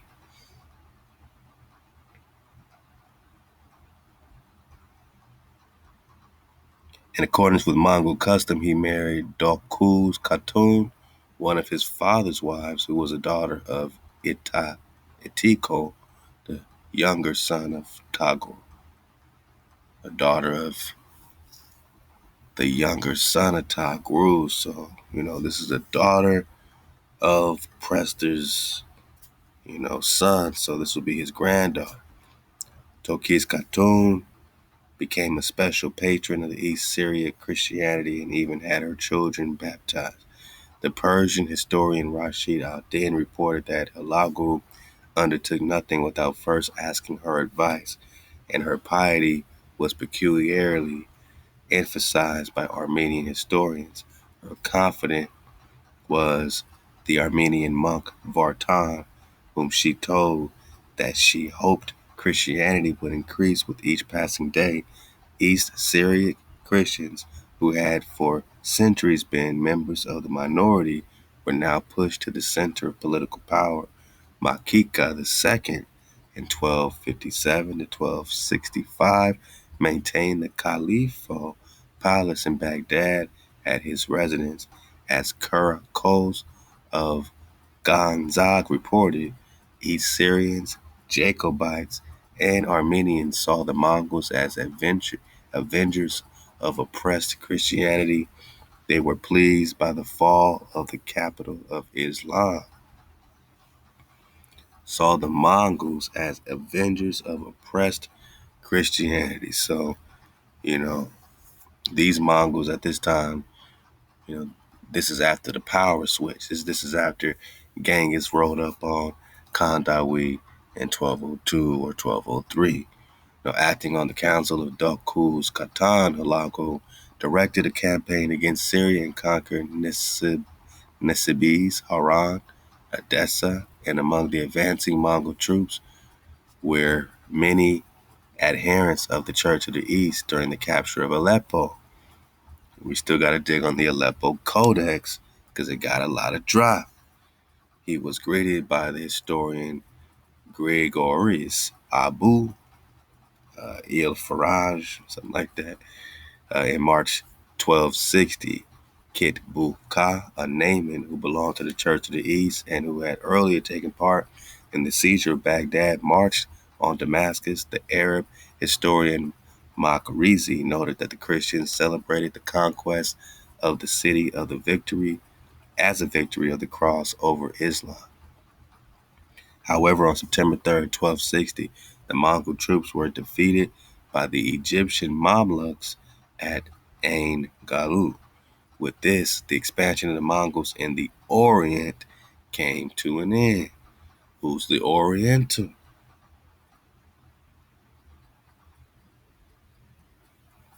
So they ended up running into some issues with some Egyptians. Where's Egypt? We got to dig on this Grand Canyon flow, right? So with this, the expansion of the Mongols in the Orient came to an end after the reconquest of Syria by the Mamluks. The Christians had to pay a high price for their alliance with the Mongols. For their part, the Mongols abandoned their plans for a worldwide empire. The Khans of the Golden Horde favored Islam and Orthodoxy. So who's the Hebrew? Because even in, the Quran, it still speaks on how the children of Israel, will, always be, raised up by the Creator. Like the Creator still don't forget about Israel, even in the Quran, man. So Israel has to be at play if you're talking about Mongol favoring Islam or Orthodoxy. Because even in the New Testament, in the rapture, they got 12 gates and 12 tribes going through them gates. So Israel is still at play. In Christianity, Orthodoxy, Islam, regard, the Hebrew is the foundation. Now, while these El Khans had striven for decades to enter an alliance with the Pope and Western Christianity against Islam, that's their whole thing. Oh, we're looking for Prester John to help us fight against, Islam. But really, they're looking for the cities of gold, right? They looking for all the drop. They want to take it all over regardless. They don't really want his help. This is, these are parasites. They just want to hijack the place. They want to hijack Cathay. These political arrangements also influenced the relationship of the Church of the East to the Church of the West. A delegation of the El Khan Abaka appeared at the Second Council of Lyon in 1274, indicating the good relations of the Khan family with the Christians. In the meantime, in China, where's China? Kublai Khan, 1260 to 1294, made Taitu, Taitu, Khan Balik, Peking, established instead of Karakoram, the new residence of the Great Khan. So now Taitu or Khan Balik or Peking, all the same things, became the new residence of the Great Khan. After the death of Manki, 1259, he assumed power. So Kublai Khan assumed power in 1259 in a not entirely legal fashion as Great Khan. And this is when it picks up in Marco Polo, with this issue of how he became Khan. You know what I mean? So The Prester investigation is incredible because it's layered in all this history, and the Mongol history cuts through Islamic history, Christianity, the timelines, chronology. So much is popping off when you dig on Wong Kong Prester John. And then you could bring this into the XLR situation, and then you could bring this into, so many ties to these Crusades, and, back to this last noble image, you know what I'm saying? Prester John being on all these maps, right?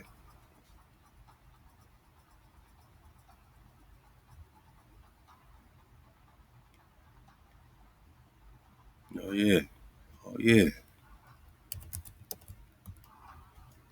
Prester John being on all these maps, right? So you take that same situation. You got South America. This is an outline of the MS map and the British Museum showing the connection between Marco Polo's Asia and the new lands. Marco Polo's Asia, it connects directly with the land of the Prester John.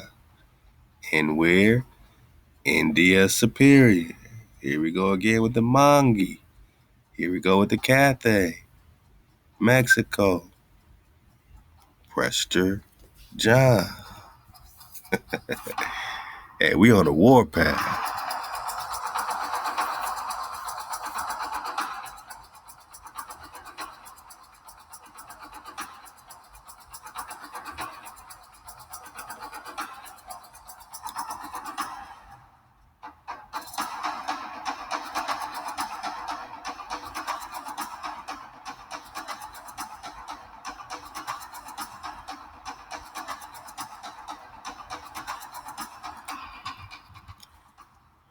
Any questions?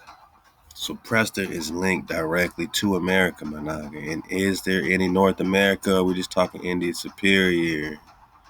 They found you in the Far East, the Orient, and the land of the Prester. Let's go.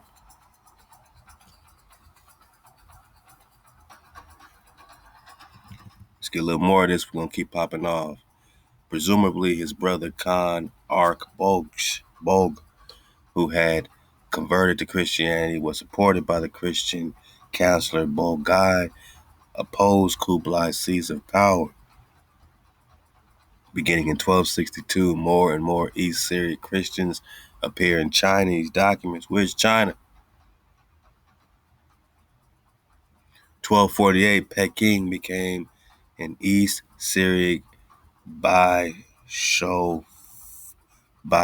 bishopric. So he's a bishop.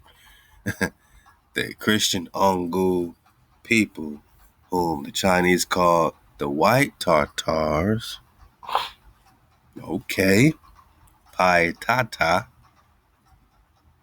inhabited present-day Sui Yuan in northern China, north of the Yellow River on the passes from Mongolia to China. Emperor Taizong authorized their settlement there. Through their participation in Genghis Khan's battle against the Nayman, the Ongus became allies of the Mongol.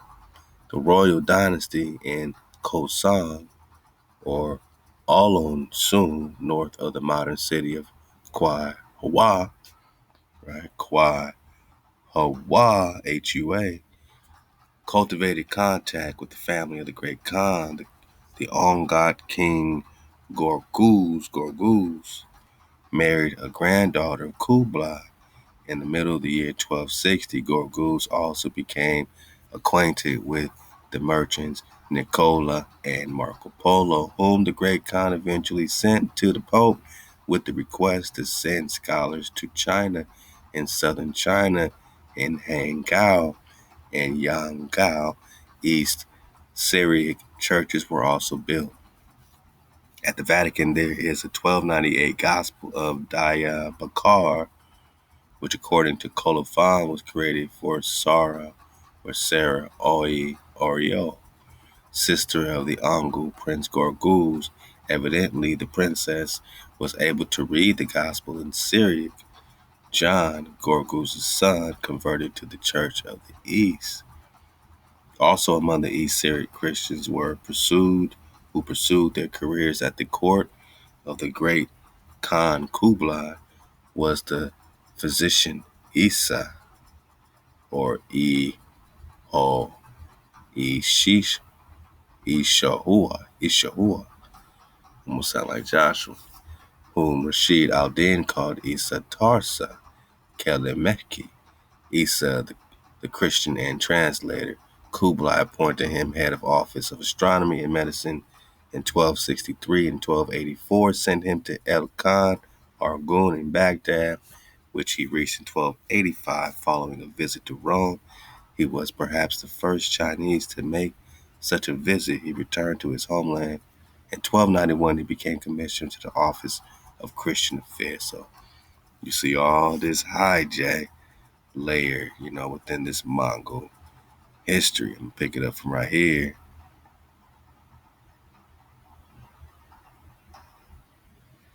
The Church of the East could operate freely throughout China around 1275.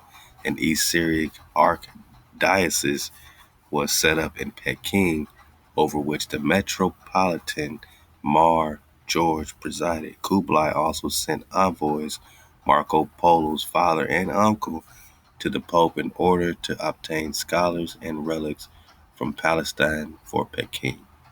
The Church of the East enjoyed freedom from taxes and a variety of other privileges through the office of the Commissioner for Christian Affairs, and even list of functionaries' salaries were preserved in the 14th century. However, the Khans withdrew their favor from the Church of the East. In 1311, the Mongol Yuan Emperor Bai Yan II issued a decree ordering that certain newly founded Christian monasteries be turned into Buddhist shrines. In the substantial literature of Chinese government officials, some may be recognized by their Christian names as members of the Yi Lai Koan, as Christians were called in China. Yeah, you see that? Yeah, right there. Watch out for it, man. Watch out for it, man. For some 40 years, the East Syriac Christians in Mesopotamia lived under Mongol rule. The Armenians also succeeded in establishing good contacts with the Mongols. In late 1247, the Armenian general Sempad traveled to see the great Khan and offer him submission in the name of King Hathams I. At first, the Europeans found it difficult to categorize the, quote, Mongol storm politically. On the one hand, in 1220, the Mongols destroyed Samarkand and Bukhara, and with particular ferocity, churches and Christians congregations were annihilated during the destruction of the Christian metropolitan seat of Meru in 1221. Over 1 million people are thought to have been killed. However, on the other hand, as undisputed conquerors, the Mongols tolerated Christianity in their newly won territories. Additionally, the undisturbed traffic over the Silk Road during the period of Mongol rule made contact between the Catholics of the Church of the East, and the missionary regions of Central Asia easier. Merchants and missionaries disseminated Christianity. A series of East Syriac metropolitans stood along the Silk Road. There's talk of metropolitans in Sin or China, Cathay. We're going to get these cars, Cathay flow, Khan Balik, and Peking. And again, Cathay is Cathay. Cathay is Cathay. Cathay is Cathay. Cathay, China, Florida, right? Cathay, India Superior. I mean, we just surfing the wave, man. So, all right, you got the jurisdictional relationships between them was not clear.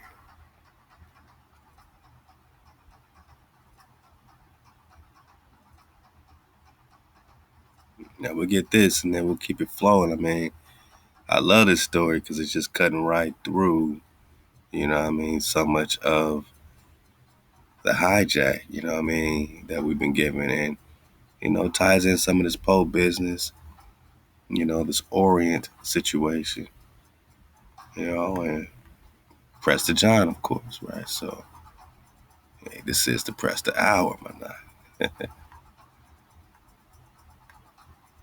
So at first there were 6 ecclesiastical provinces in the Church of the East. According to the synodical resolutions of the 5th and 6th centuries, the metropolitans were obligated to appear as synods called by the Catholicos every 2 or later every 4 years. Only the metropolitans of the outer lands were explicitly excused from this duty, for which was substituted a requirement that they submit a written report to the Catholicos every 6 years. In the second half of the 7th century, there were 2 metropolitans in East Asia with over 20 bishops each. A 1315 edict mentioned 72 dioceses in the Yuan Empire of the Mongols in China. The far eastern metropolitan seats were especially among the nomads no longer tied to specific cities such as Amelik, Samarkand, Kashgar, Navkov, Jayan, Xi'an, and Khanbalik.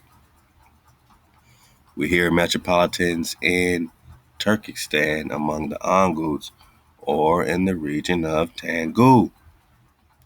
This again lets you know you ain't on no play, because Tangu is, up here near Canada, you know what I mean? This whole document called The Swords of the East, depicts this war going on with Genghis Khan and Prester John. And then, they keep talking about the battle taking place in Tangu. Right over, Florida, man. So it's all happening over here, man. Don't let them, because you've seen all these funny names, bring you somewhere you ain't from. All this is popping off right here in India Superior, man. We're just talking Tangu. And they're giving it to you right in your face, bone, right? Khan.we is holding it down right where. We're talking India Superior, of course, and, again, Tangu. Where's Tangu? So on this side, no matter what you looking at, you got Tangu and you got Tibet popping off, and where would that be, right? Oh man, it's getting good. At the death of the metropolitan due to the tenuous connection with the Catholic Copt, a diocese often had to be jointly administered with the neighboring one, as for instance Samarkand by Turkestan, Kashgar by Navka, Amelik by Khanbalak, or Sin or China by Tangu. Because of the political relationships along the Silk Road, the approval of the Catholicos was often difficult to obtain. The Catholicos did not feel himself obligated to grant dispensations. Thus, the requirement that at least 3 bishops take part in the consecration of another bishop was not always obeyed.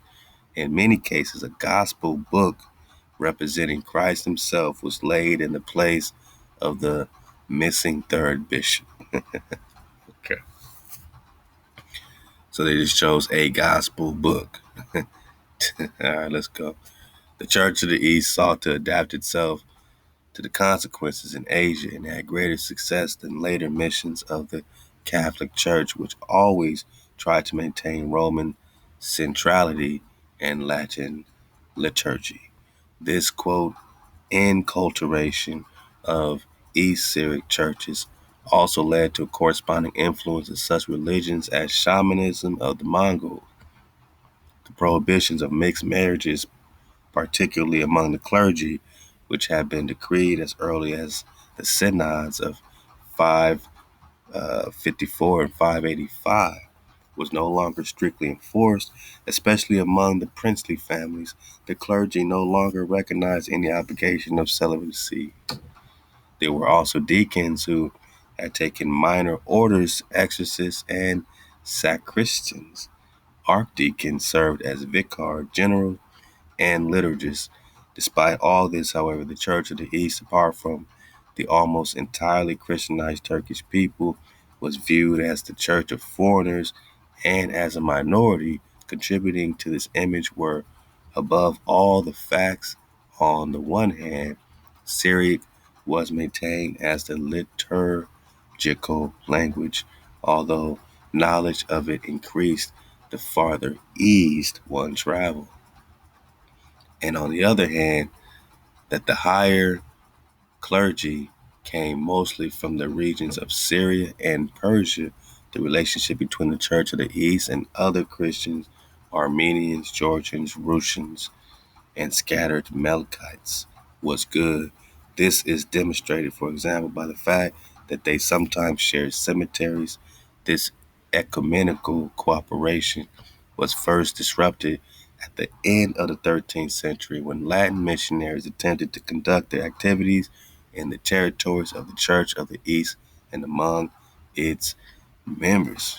Let's get it. So East Syriac Christians found or fought in the armies of the Mongols. The myth of the Christian priest King John, right? They keep putting Christian on everybody, right? So this Dodger on hijack. The myth of priest King John beyond the lands of Islam was therefore projected to the Mongols. The closer the Mongols came to Europe, however, the more it became apparent that they would not enter into an alliance against the Muslims. So the closer the Mongols came to Europe, it became more apparent that they would not enter into an alliance against the Muslims. So as much as they kept calling them Christians, they still weren't allied with these people against these Muslims, right? They might fight them on their own, but they weren't allying with, this particular group of, Christianity that they're calling themselves, and then labeling everybody else, but they weren't allies. So they were something else. Maybe they were accepting some philosophies. Maybe they were getting baptized, these Genghis Khan, Kublai's, who knows? But we also know that when you talk about John and John the Baptist, Johnny the Baptist got the what? What's the what's the question we keep asking, man? Right. Did a black man discover the fountain of youth? Did this Copper Khan discover, did he already have the drop on the fountain of youth? Right. That's when we got all into this letter of Prester John and, how he was breaking down, having the fountain of youth. Oh yeah, oh yeah. Whoever drinks of his waters 3 times without having eaten will have no illness for 30 years. When he has drunk of it, he will feel as if he has eaten the finest meats and spices, for it is full of HaWah's grace. A person who bathes in this fountain, whether he be of 100 or 1,000 years old, will regain the age of 32. Yeah, go figure, right? So this baptism, when they're bathing in this fountain, was the real living water that brought you back to 32, whether you were 100 years old or 1,000 years old, you got back to 32. This is not what the Christians got today, or, that they were emulating with their baptismal holy water. They're syncretinizing that, making that connect to their hijack, you know what I'm saying? And, these were the real living waters. So this story of this John, this king, who is baptizing, this Prester John, connects with the fountain of youth, not some Christianized situation of accepting JC as your Lord and Savior. You got one Savior, Isaiah 43. You know what I'm saying? This is why we KTC. Know that we were born and blessed in the womb of our mother 562 years ago. So he wasn't playing. He said we were born, right? So the whole tribe was turning back to 32. The whole tribe came out the womb of our mother 562 years ago. Uh-oh. And since then we have bathed in this fountain 6 times. So this is real living water, Managi. Right? You're dealing with an immortal priest king. Prester John. Oh, by the miracle of the fountain or by the miracle of HaWah, the creator, was letting you know. For he was immortal and could wait a while longer to be discovered. They searching for the priest king, my noggin. They searching for the fountain, the water. They searching for you, my noggin.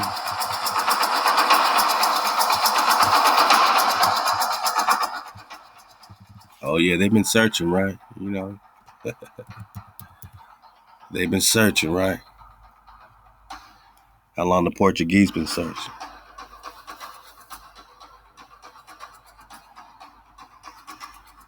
500 years, my noggin.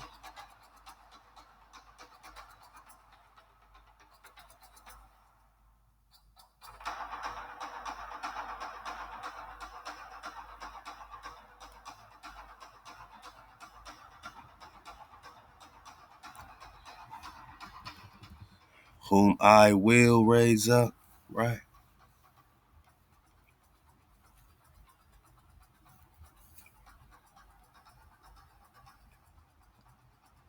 But they shall serve HaWah their power, and David their Khan, whom I will raise up unto them.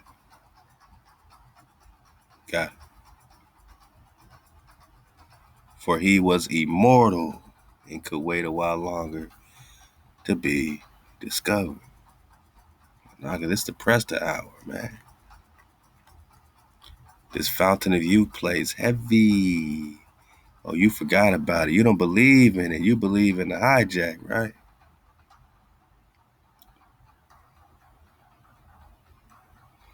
Do you believe in the code? No power before our power.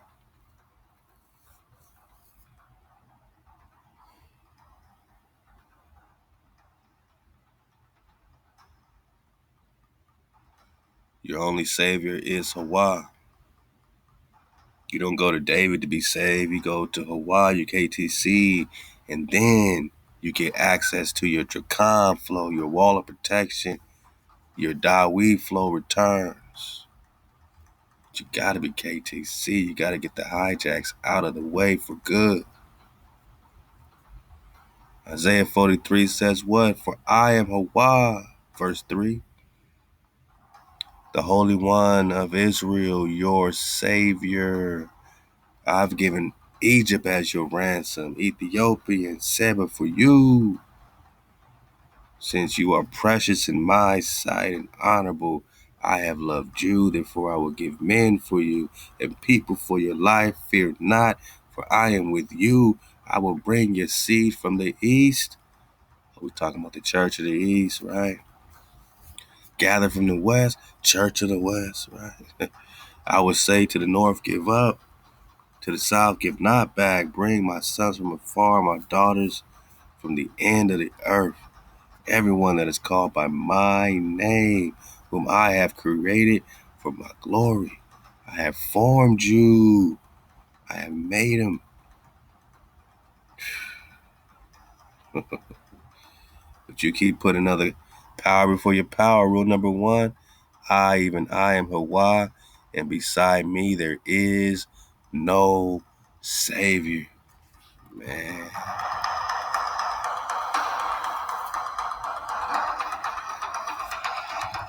Oh, but you want to talk Isaiah, right? You want to talk Isaiah. But you put everything in the name of JC, right? No, my nigga, that's not KTC. Rule number 1, no power before me. Rule number 2, no vanity. Rule number 3, remember the Shabbat.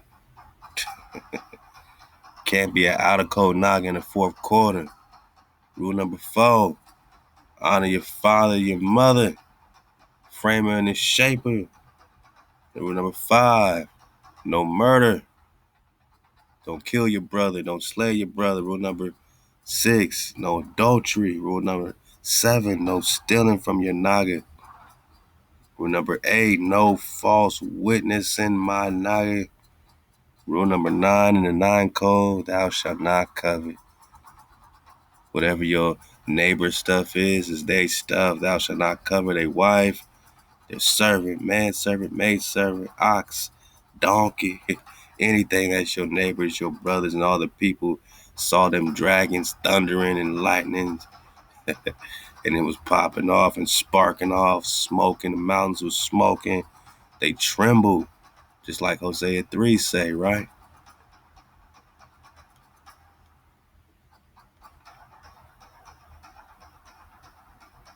Yeah. But they shall serve for a while their power and David, their Khan, whom I will raise up. This is Jeremiah 30. What does Hosea 3 say? Afterwards shall the children of Israel return, seek the Creator, and David their king. David, right? And shall come trembling like they were in Exodus 20 when they got the cold. They were humbled. They were trembling.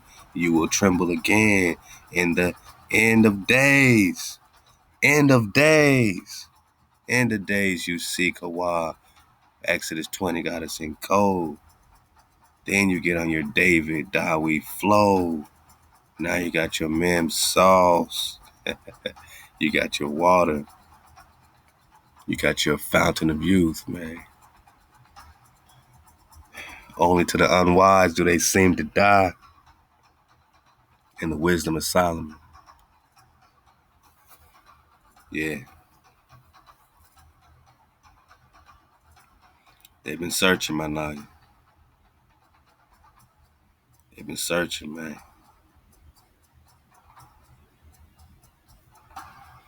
Are you searching? You should be searching. Are you in cold? Because Exodus 20 got us in cold. Let's go.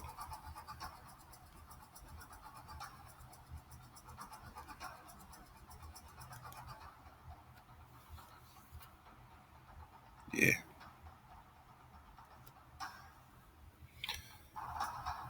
Matthew of Paris, repeatedly opposed the Mongols. He handed on the 1237 letter of the Dominican prior Philippe on East Syriac Archbishop Japhelinus.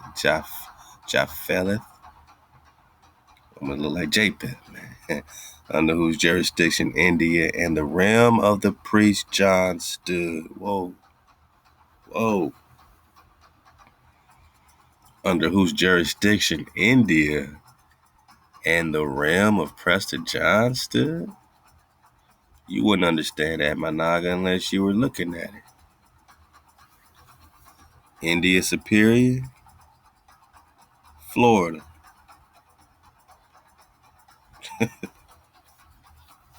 Prester John, India Superior. India, Prester John.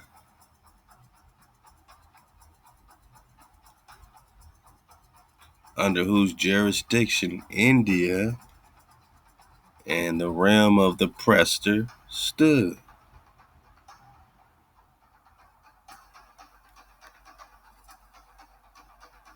India, Prester. Priest John, India, expressed his intention to convert to the Roman Church. At the end of July 1237, Pope Gregory IX authorized a delegation to the archbishop of the Nestorians in the Orient. I told you, they're going to get specific and call you Nestorians instead of Christians, and that's when they slip up. Because we know that Nestorians refer to an old king renowned for wise counsel. You know, we're just talking Nestor. Nestor etymology for the wave surfers. You know, they get into a character, you know, in history. They have as a mythological character, this Nestor, this mythological character. Then they give you the drop. A wise old man, right. Named for old king, renowned for his wise counsel. Renowned for wise counsel. So when you keep reading this story, and it is connected to this old king filled with wisdom, or not, right? So all you need to know is that they're making a distinction between this and the classical Christian. He's a Nestor Christian. He's a Nestorian Christian. He's a Christian, quote unquote, but these guys are connected to an old wise king, right? Got it. They're Nestorians in the Orient, right?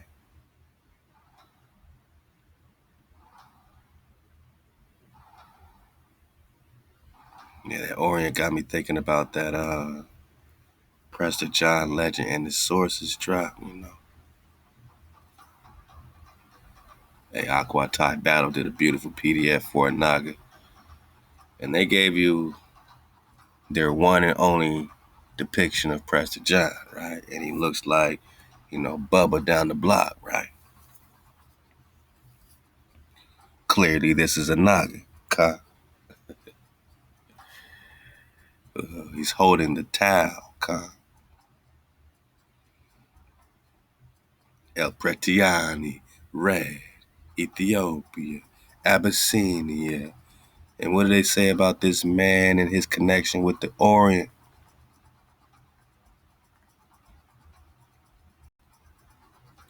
The story of the mysterious Oriental leader, Prester John, who ruled a land teeming with marvels.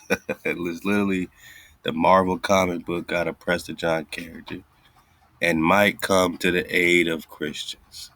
So they're not calling him a Christian. They're saying that they're looking for him,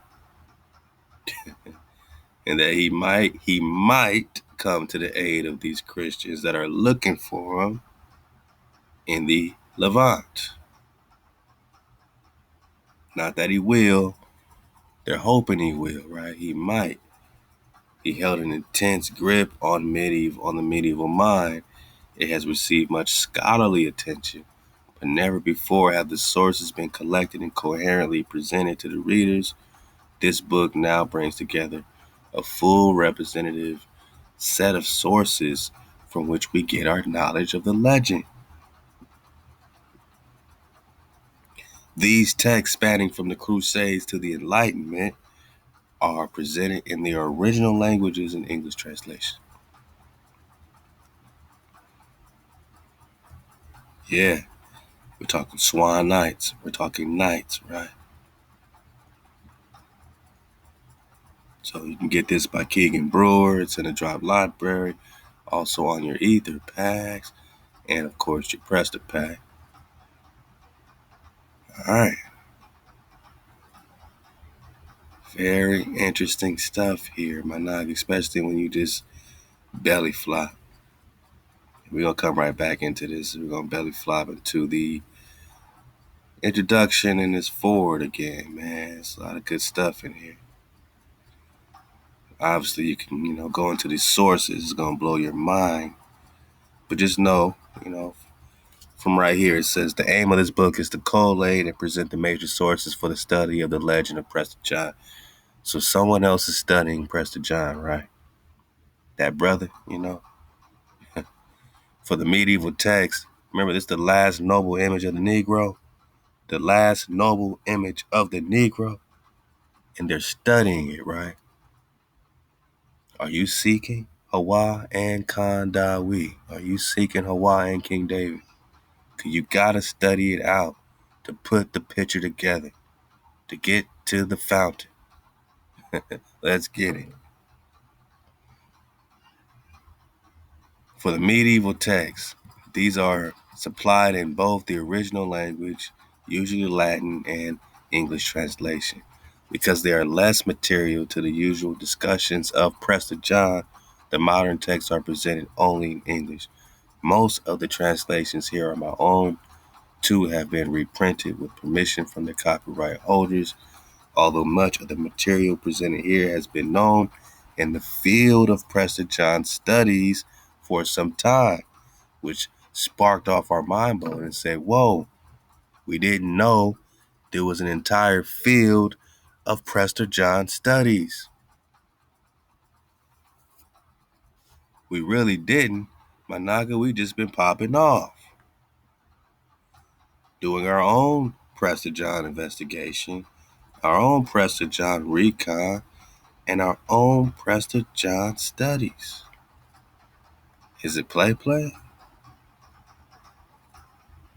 Or have we been surfing the wave?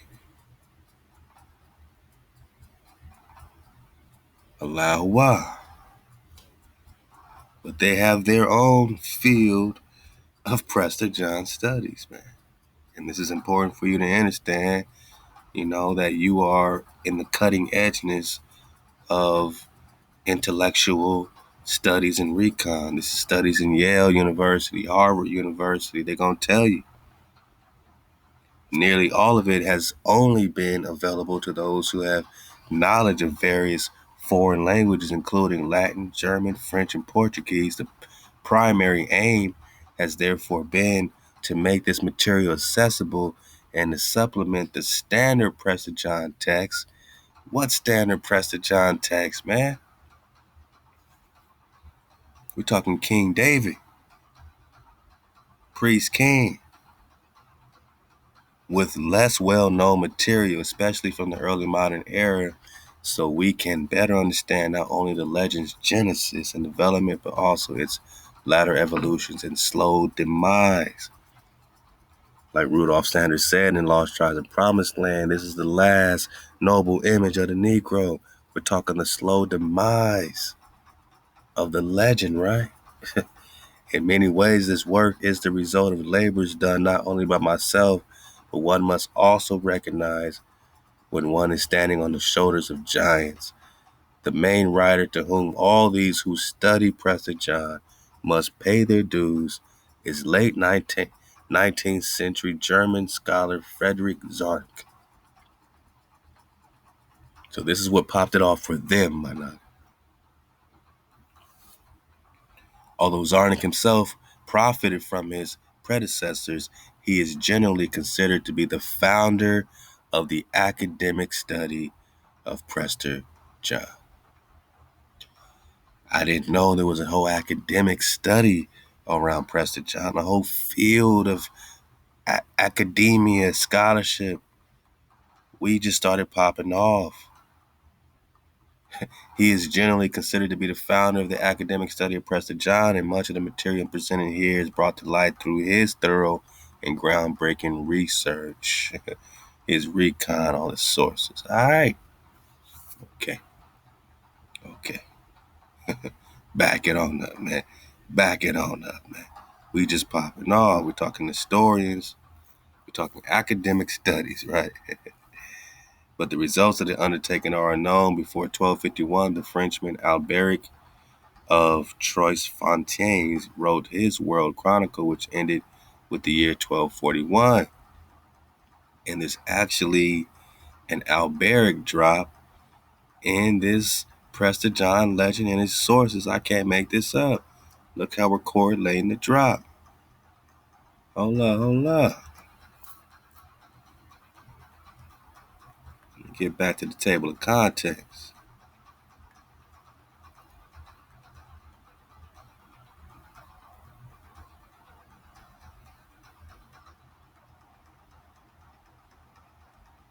Oh yeah, we got a belly flop to that, but it's this Alberic. We're gonna get back to this intro too. Get back to this intro. I'm just belly flopping my noggin, man.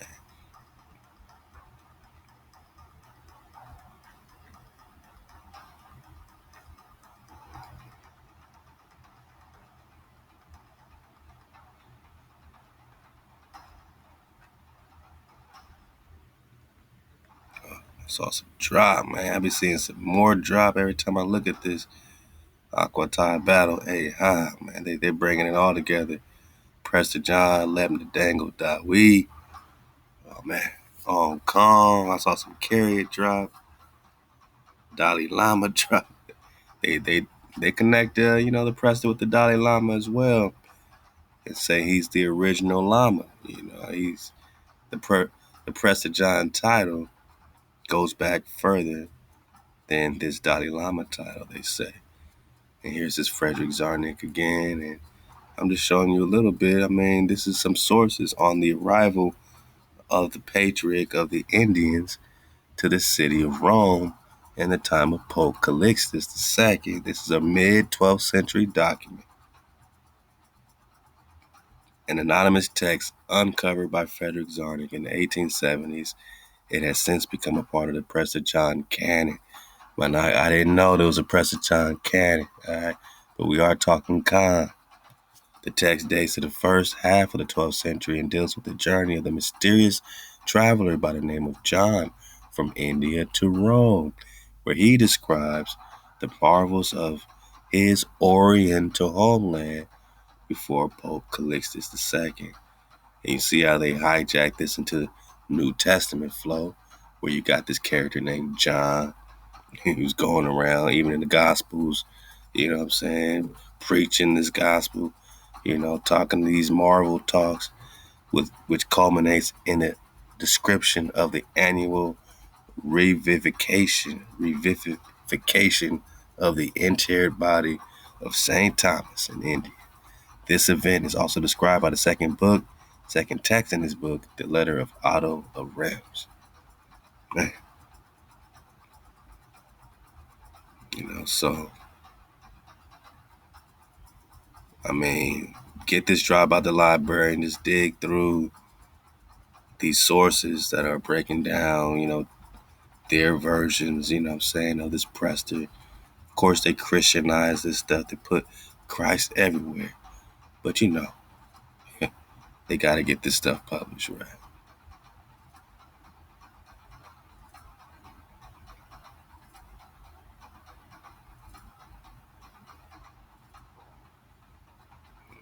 Domino Adicis Abitus. I mean, these are all different folks talking about the Prester, Lord Abbot of Reims. All right, this St. Thomas the Apostle plays heavy, in the Mongol flow, Otto of Freising, letter of 1157.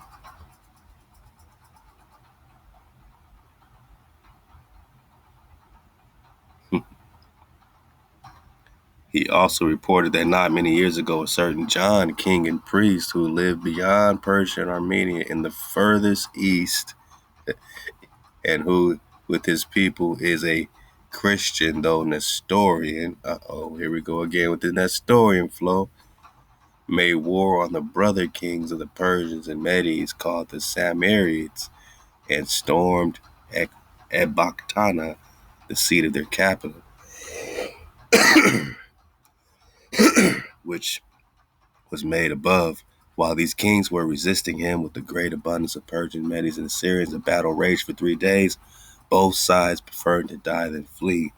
Prester John, as indeed they are accustomed to call him, finally emerged a victor in the most bloody slaughter after the Persians had to turn to fight. So this Prester was known for slaying these Persians, right? For slaying anyone, hijacking the flow. It was said that after this victory, the aforesaid John prepared to move to the aid of the Church of Jerusalem. That's what they said. He gonna help us. But when he came to the Tigris, he was unable to bring his army to cross it by any means. So he turned his road towards the north where he had learned that the same river was frozen over with the wintry ice. Then he waited for several years, delayed by the frost, but because of the continuation of bad weather, he was unable to cross, and losing many of his army to the unkind weather, he was compelled to return to his own lands. Indeed, that man is said to be of the ancient race of the Magi. Managa, who's the ancient race? Who's the original Magi? Who's these Magi's they're putting in the New Test, right? That's coming to see baby JC. Ethiopian eunuchs and Magi's, right? Of whom mention is made in the gospel. Bang. And he is said to enjoy such great glory and riches that he does not command his people except with an emerald scepter. Uh-oh. Yeah, because, Moshe had that sapphire staff, what I mean? And so inflamed by the example of his forefather, he came to adore, dodge to hijack in the manger. So now they've hijacked Prester John into the New Testament, adoring baby JC, right? This is how they hijacked. I'm just giving you the first-hand accounts.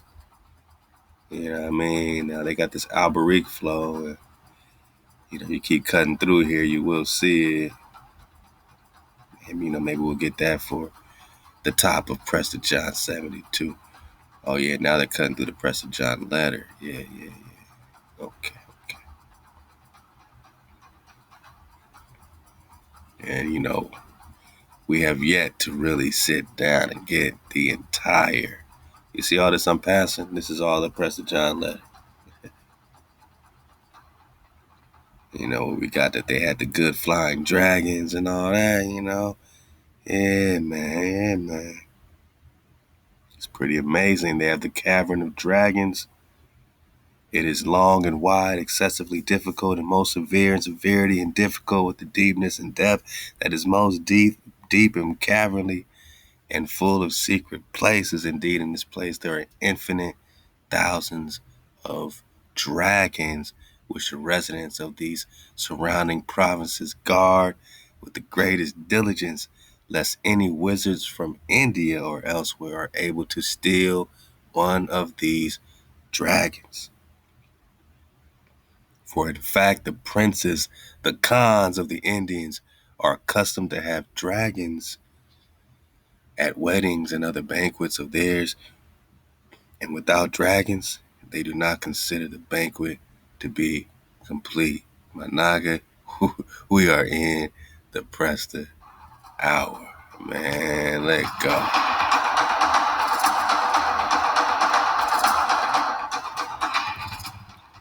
Dragons at the weddings, yeah. Hundreds of dragons, thousands of dragons. Managa. We're just talking about Prester John. The marvels. I'm just taking you through a cruise through it, so.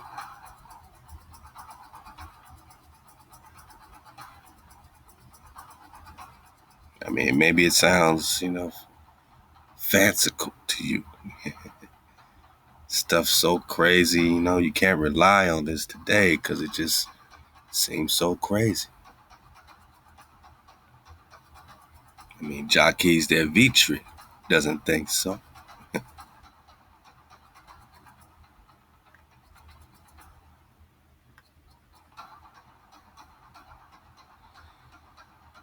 This is a well-known bishop that was actively involved in crusading in the early 13th century and who was a bishop of Acre in the Holy Land, and so had contact with Muslims and various groups of Mid-Eastern Christians, both personally and through his merchant informants.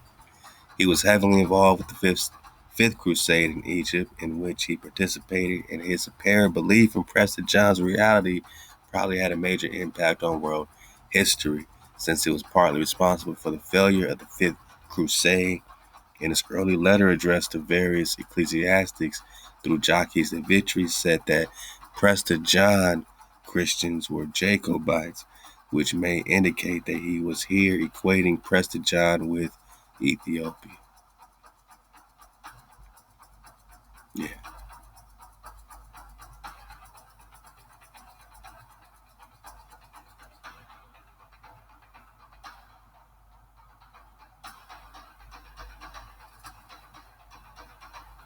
I'm just, showing you the water. You got the relatio de David, where they're going to break down that this is King David to your face.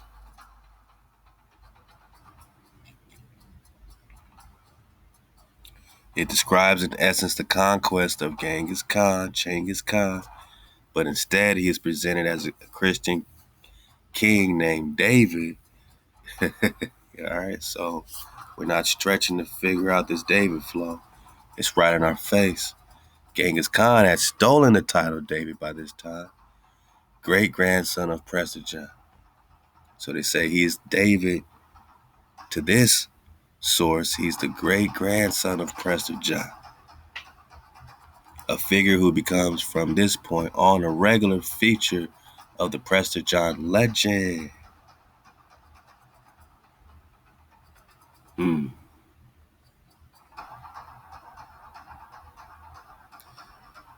They say in the name of the Father, the Son, and the Holy Spirit. Amen. This is a description of the complete advance of King David, the son of King Israel, the son of King Sarkis, the son of King John, the son of Boga, a believer in JC. Oh, watch out. The aforementioned King David, may God protect him, who God protects, is the youngest of his brothers. His father, King Israel, may God spare his soul, had 6 sons, and he was the youngest of them. With the death of his father, his firstborn brother succeeded him, and this king, just like the father, King Israel, and his grandfathers and great-grandfathers, was subject to the great king of the Persians, who was called Kankana, which means in our language, King of Kings.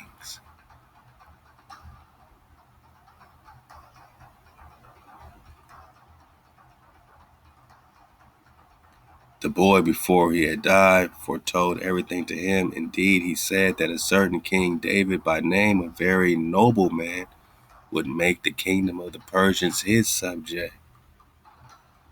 The aforesaid Kankana, king of the Persians, questioned them about this, if they knew any such king in these provinces whose name was David. Now, this is also foretold in the Benjamin of Tudela account, where you got this king named David who gets put in jail for life, but in 3 days he is raised from the dead. Right, he comes out of jail and he turns invisible, and then ends up walking on water. Like, it's all there in the Benjamin of Tudela. And all the Persian magi say, man, that's the greatest magi we ever seen.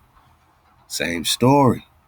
Another account of this David, nobleman. They said they knew of no one who was called by such a name. However, King Israel had a very small son who was called David, which is of no importance. And then, of course, he goes out to get this David, right? We are talking about the king of India. And now we can see clearly what India we're talking about. India superior. Let's go. Let's go, man. Khan of Khans. Karakatan, Kitai, Kata, or Cathay, or Katayo. Katayo. All in the name. Karakatan. It's all happening, man.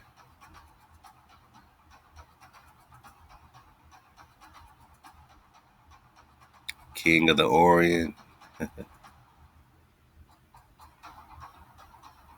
On this account, we remind all those who believe in JC to beseech God in order that triumph and health be preserved for King David.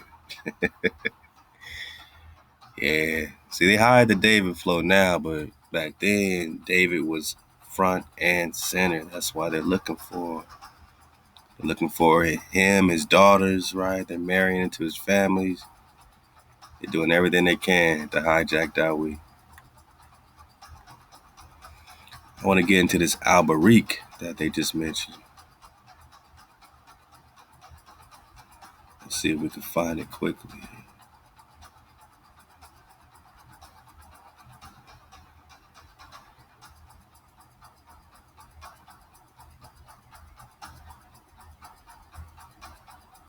You can see, Managa, we got receipts on receipts, sources on sources, confirming King David's connection with Dawid, with Prester, with Genghis, all over again.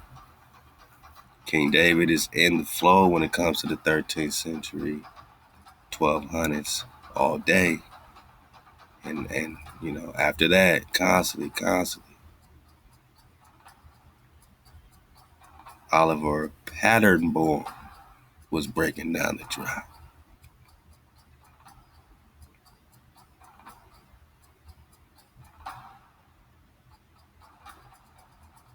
Oliver Patternborn was present in the Fifth Crusade and was one of the most intimate chroniclers. He later went on to become Bishop of Patternborn. In essence, his writing of Prester John reinforced the depth to which Prester John idea had spread throughout those involved with the Fifth Crusade.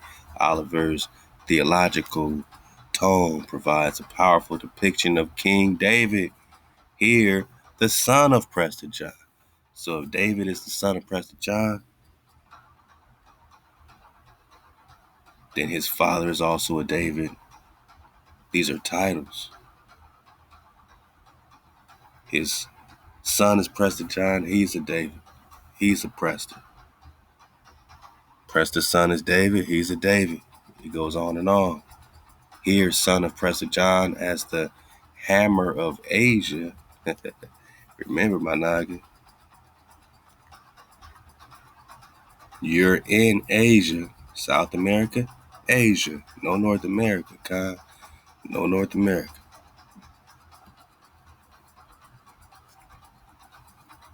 Hammer of Asia. India superior, right? Where's Asia? Oh no, where's the real Asia? Let's go. Hammer of India superior. As with Jacques de Vitry, it seems likely that Oliver delivered sermons to the Fifth Crusaders using similar representations of Prester John. Oliver reveals how fear of King David affected military decisions marking in the Holy Land or the Tarazanta, as well as Egypt. The fear of King David, Managa. This is the real Dawid. Let's go.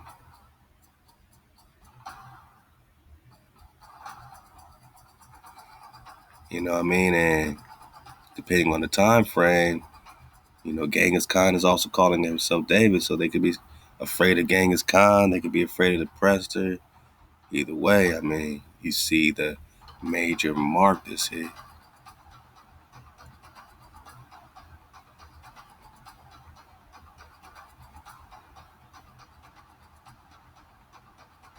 Victories on victories these Davids have, huh? Oh, did we find it? Alberic. Let's see what we just got on that.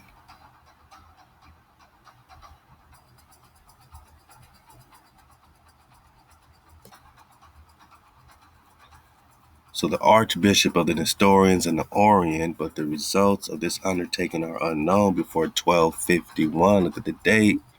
1251, the Frenchman Alberic wrote his World Chronicle, which ended with the year 1241. What we got here? And Prester John legend and its sources. 1241. This is the same Alberic. Let's go. I mean, who would have known? Who would have thought we had the Chronicle in front of us? Managi. Let's get a piece of this for the dismount. Surfing the wave all night in Prester John, installment 71, Managi. We did it again. HaWah, Alberic, Detroit, Fontaines, Chronicle. Now he discusses the aspects of the Prester John letter, or legend, providing accounts of the Prester John letter, Alexander III's letter, the Fifth Crusade, and giving in particular further detail of the conquest of Mongols in Russia and Eastern Europe. Conquest of the Mongols in Russia are referring to the Rus. They're referring to the Rus, which are the Presters. Because you're just talking about the lost tribes of Israel, man. Yeah. The OG Saracens, right? Got you. You're talking Asia? Okay. So if you put Russia over here, you see how this connects with the land? Where you talk Prester of the three Indias, okay? The Rus are holding it down, connected with the promise. Okay. Let's go. Let's go. Let's go, my man. We popping.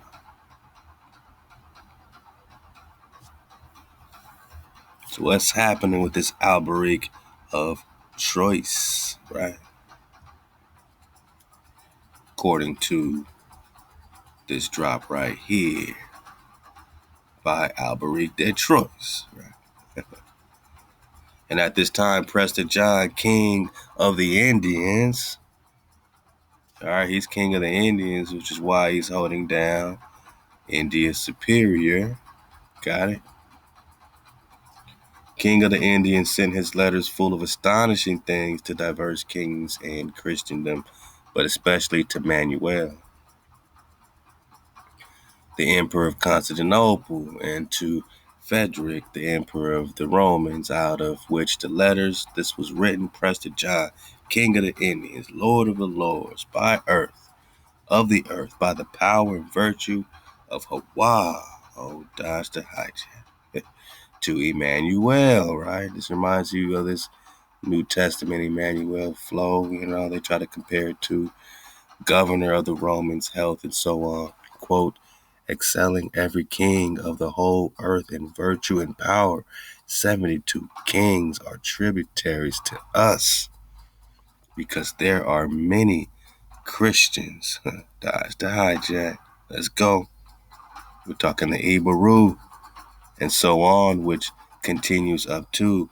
We also have another palace which was made through the revelation given to my father, who was called the Quasideus, or God-like.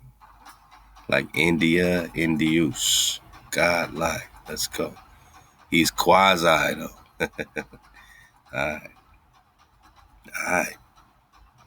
Certain letters of Pope Alexander were found, which he sent to Prester John, mentioned above, who was also carefully instructed on the faith and customs of the Holy Roman Church by the certain Bishop Philip, ordained by the same Pope. This Philip had been sent across to the Roman Pope by the same Prester John.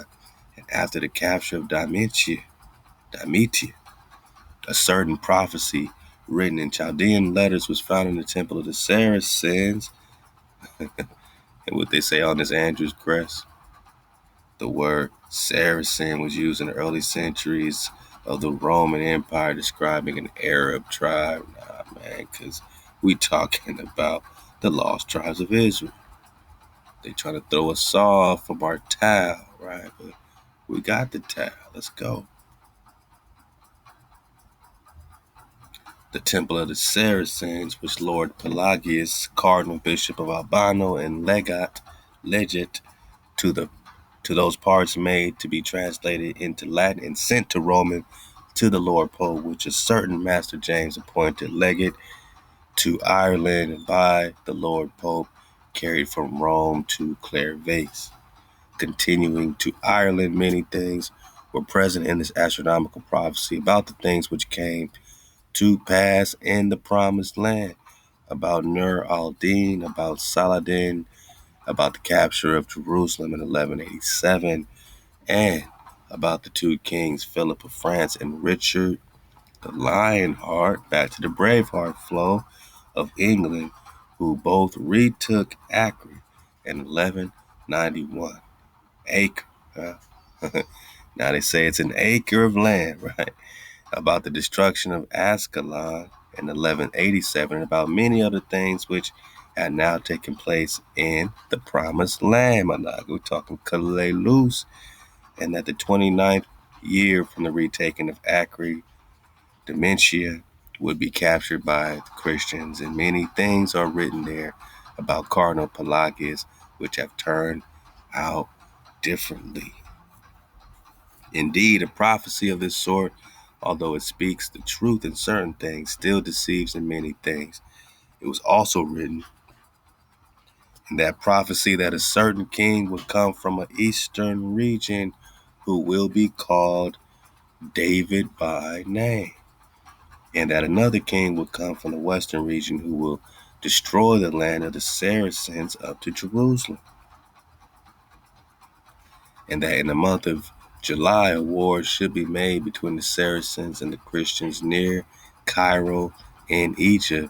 The highest pontiff, Honorius III, wrote to all the archbishops of France that Cardinal Pelagius had written from the overseas region that David, King David, King David, who was also called Prester John, a God-fearing man, having passed Persia into his powerful hand and having subdued the Persian Sultan on the field of battle. So this King David, again, is known for subduing these Persians, these Medes, these, whatever's in the way, of the pure water. Hijacked free, God-fearing man, right? Called Prester John, but he is King David, man. Hey, man, where's your structure, man? What are you building, man? What manner are you building it? What form is it taking? What are you building? For why? It takes structure to build structure, my nigga. Oh, we're just having fun, digging on these alberic drop, right? That they didn't expect us to get in this, text here, the Church of the East. We're not supposed to be digging on the Prester John legends and its sources, crusade texts conducted by, translated by Keegan Brewer. We're not supposed to connect these things, but let's go. The Frenchman Alberic, all right, wrote his World Chronicle, which ended the year 1241. We just got it. He portrayed the Tartars as a hostile power who had killed the priest, King John. He describes the Europeans' limited knowledge prior to the first contact with the Mongols and no longer placed any special hope in the Church of the East. Yeah. All these guys are in this source book, man. John of Piano Carpine, he got a whole drop in there. This Franciscan as well. So it's a nice wave to surf, man. We're going to continue to do that.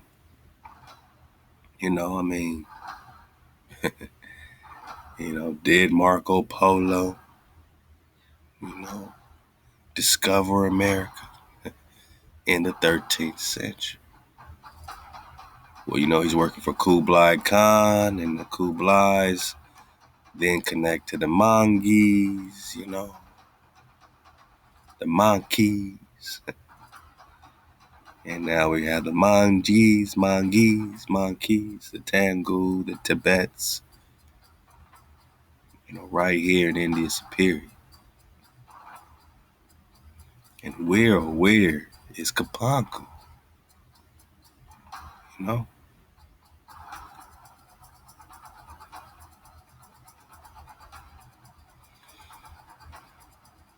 Oh, there's an incredible map that could reveal that 13th century Marco Polo was actually the first European to discover America. That's just letting you know that Kublai already knew where to find the Prester. You didn't discover the land of Prester John. It's already here. Come on, man. But it's an interesting correlation, especially when we talk about CIPANGU. CIPANGU. Back to that China map.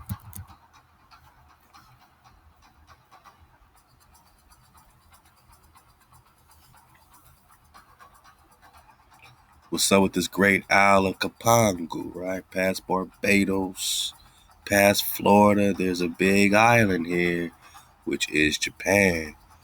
When you look on these maps today, I don't think you see it no more, man.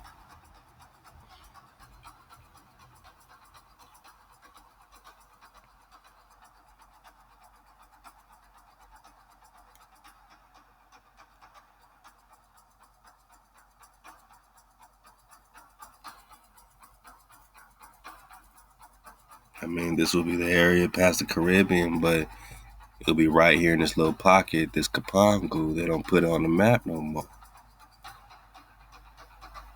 You surf the wave and all these maps, you don't see that little area there no more with no island there. This CIPANGU is missing, huh? Where's Japan? They just moved Japan. They just moved CIPANGU. Okay. Even here.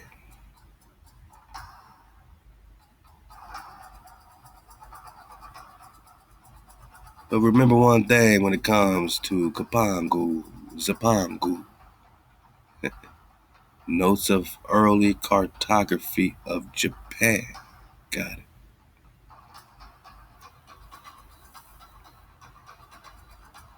Oh yeah. The first news of Japan. Great article by George Kish. Was brought to Europe by Marco Polo at the end of the 13th century, while islands off the east coast of Asia are shown on Map Mondays. 14th century had been long believed that Martin Behaim of Nuremberg authored the famous globe 1492. So that's the author of the globe, okay? Was the first map maker to show Japan in its proper location and to provide it with a set of legends to its position and its treasures. Yeah, right. Or did he switch the location of the original CIPANGU? But it was from Moro, the last of the great cartographers of the Middle Ages, who first named Japan on his world map in 1459, now in St. Mark's Library in Venice. A single island off the coast of Asia is shown named Ixola Lecapangu. The sole legend applied to Managua.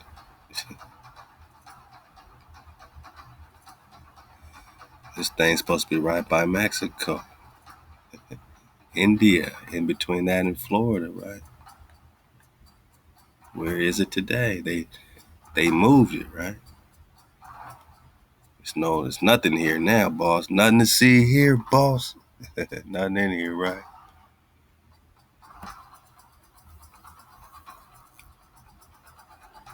Moreover, CIPANGU appears in a form closely resembling that of Florence Atlas map of the large world map signed by Martellus, which was presented in 1962 to the Yale University. These two maps, dated approximately 1488-1490, represent the first attempt to portray Japan in any detail in the West. Further, it is likely that a map or maps similar to these maps may have served as a model for Martin Behaim's famed globe in 1492. It may also have been known to Columbus prior to his first voyage. On the Martellus world map, Japan, or CIPANGU, see it spelled with a C,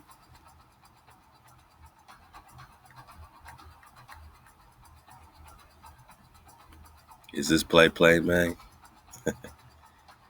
It's shown as a very large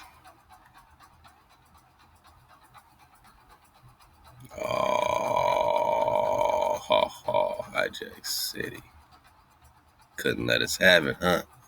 Couldn't let us have it, huh? Oh, look at this, man.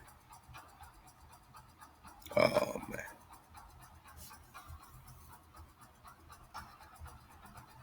Come on, man.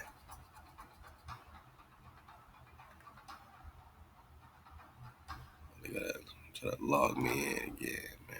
Try to get some drop, man. We try to get this drift knot, man.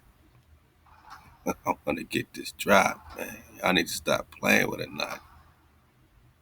I gotta stop playing with a knot. Try to knock it in for the drop.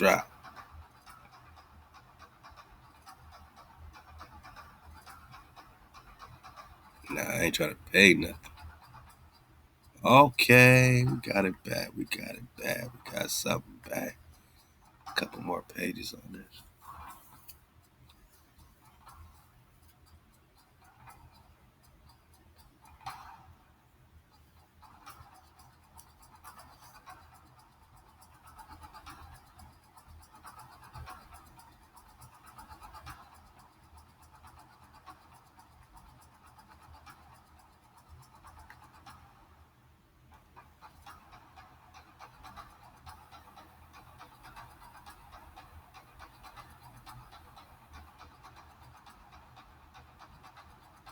So this Martellus world map, Japan CIPANGU, is shown as a very large island with its longer axis oriented north to south, lying between 261 and 270 degrees east, 8 and 31 degrees north. Largest island off the coast of East Asia. It's identified by name. They're saying largest island off the coast of East Asia. We see it right here. So are they calling this Asia? Again, where's North America, man? Does it even exist?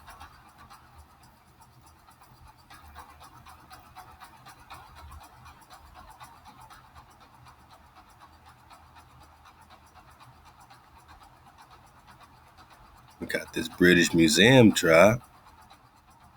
British Museum version was given considerable prominence by students of the cartography of pre-Columbian period. Well, we like British Museum, right? That's what we got the Prester drop popping off.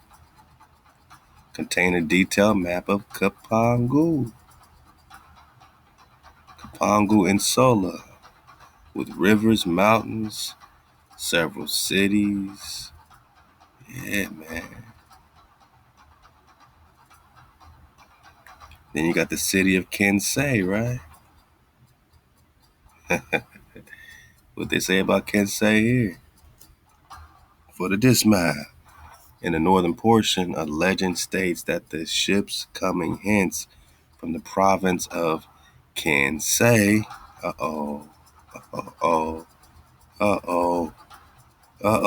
let's go, make the voyage in the winter and return to the home ports in the summer. This statement corresponds exactly with Marco Polo's description of trade in the Sea of Chin. Where's the Sea of Chin, my naga? The Chinese sail upon this ocean. Where's the Sea of Chin, my naga? Yeah, man. You got mermaids, dragons. Yeah, you got everything lining up.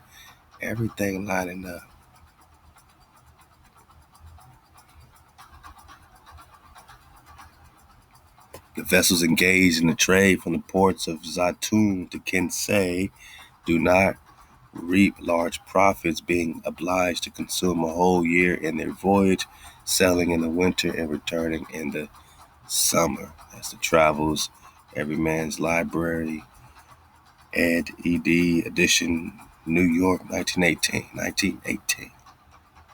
A clear, unmistakable reference to the monsoons and to the dependence of Chinese mariners on that seasonal wind system contained in Marco Polo's narrative is applied here specifically to Japan.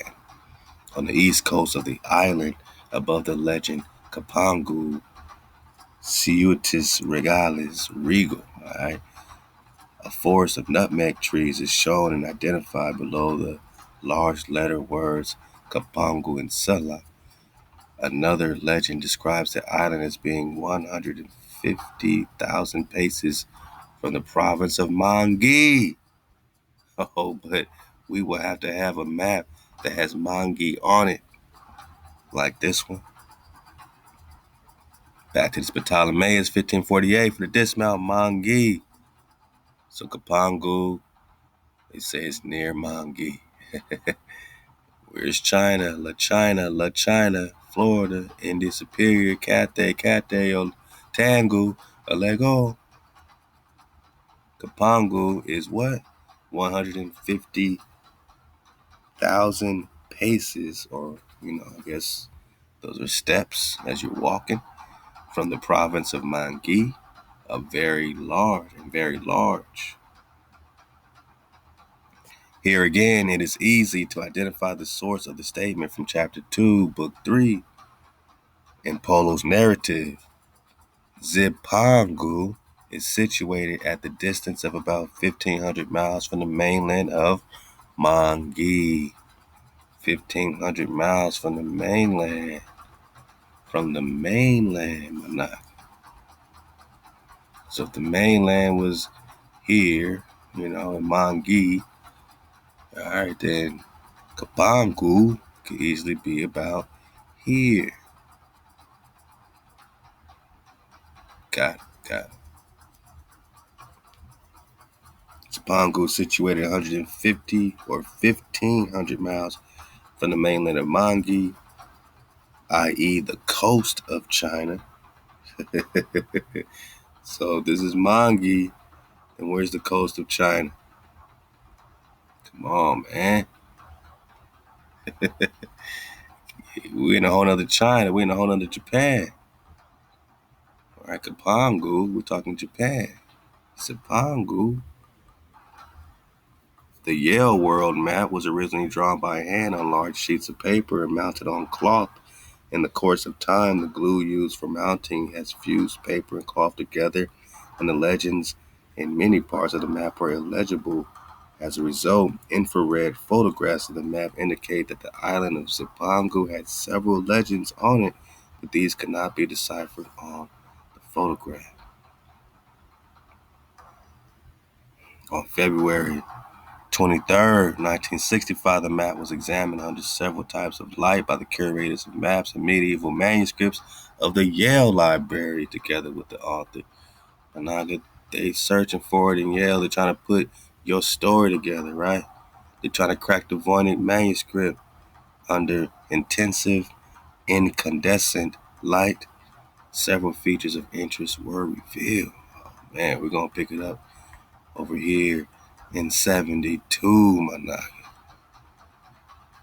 Yeah, man. I want to dig on this CIPANGU drop a lot more, because they ain't putting it on no maps today, man. I'll tell you that much. Yeah, CIPANGU is an OG around here, because we've been talking CIPANGU. Because we've been talking this Atlantic Monthly Journal, right?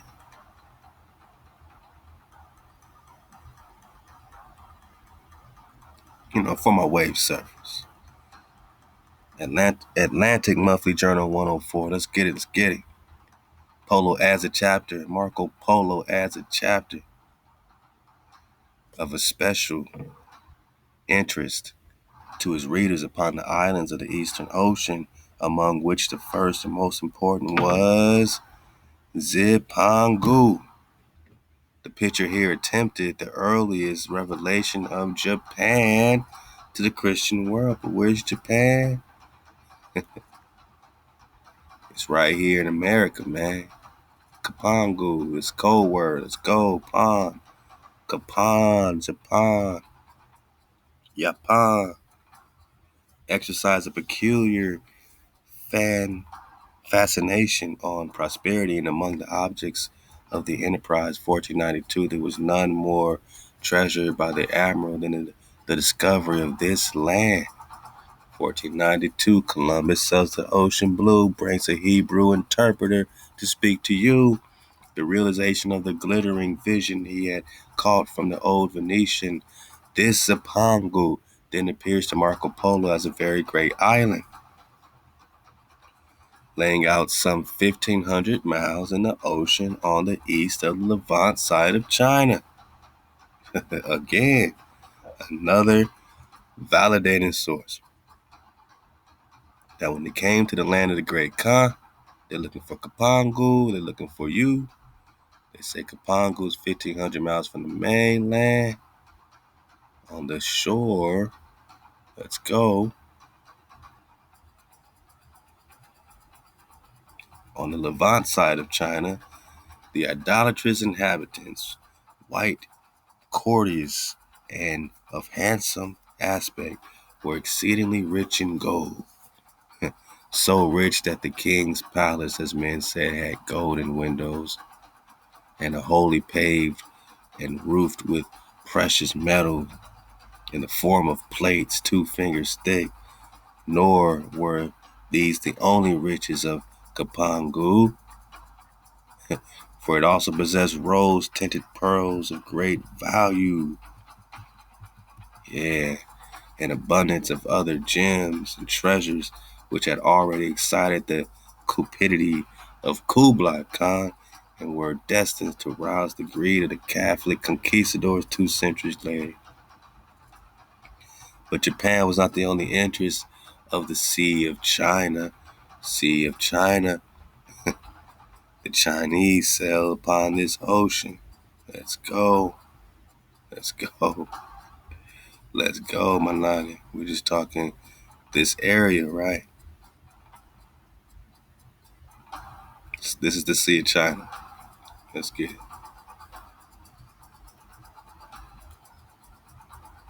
Yeah.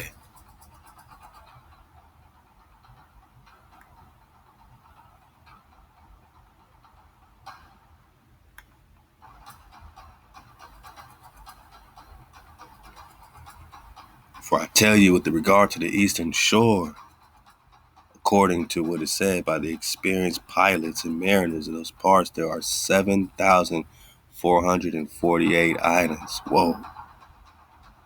7,448 islands in the waters frequented by the said mariners, and there is not one of those islands but produces valuable and odorous woods, and gold and gems and all manner of spices, pepper as white as snow, and also the black kind in great quantity. Immense profit could be made when a man had once made the long and difficult journey to these spice islands, and thus, despite all obstacles and the fact that this journey, a full year's navigation, was necessary from the Chinese mainland, they were regularly visited by the merchant ships of the great South China ports.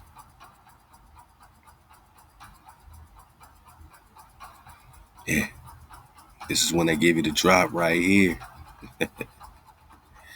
In the Columbian or Columbus Library at Seville, there is printed a copy of the Polo record, the Liber Divorciorum, Libre Diversities, and Messer Marco Milione and Marco Polo, which belonged to Cologne. And in this, there are manuscript notes by Christopher himself on 76 of the 150 pages, showing how well he knew and how much he valued the book, which perhaps more than any other was his guide.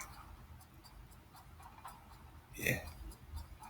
And even if Marco Polo's name does not occur in the Admiral Journal of the voyage of 1492, yet Polo's Cathay and CIPANGU are constantly in evidence therein. A week before he lands the Guanahani, Columbus opinions that the Pinzon suggestion to steer southwest is not made with respect to CIPANGU.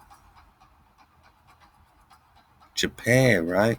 2 days after the discovery, he feels he must go on to try and find CIPANGU, and when he reaches Cuba, he believes it from the signs the Indians make to be this very land.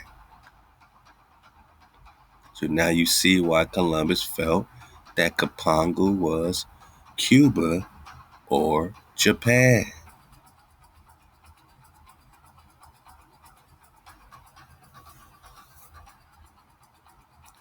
Is Cuba Japan?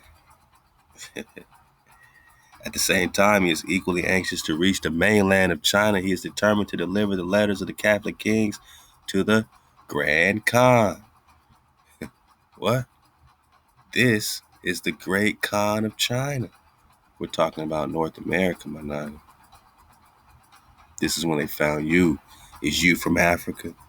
Is you from the land of the Great Khan? Now so hopeless in anachronism, right? It's lost in the Abyssinian dust, Khan. With the said Grand Khan he gathers from the natives. A Cuban monarch was now at war. The Khan's great ships, he understood, came to Cuba. What? 10 days journey from the Chinese mainland. How do you get from Cuba to China in 10 days unless you're just talking Japan, CIPANGU, and China? Bang. Oh, it's a body bag, my noggin. It's a body bag. His Majesty was perhaps in the grand city of Cathay, right? Cathay, right? The grand city. Yeah, man. Come on, man. Columbus believes he has at last located the name and the kingdom of the Khan. Come on, man. Who is Prester John? You know, who's this Khan of the Orient we keep hearing about? What's this CIPANGU all about? You know, how's it connecting with reality, my noggin?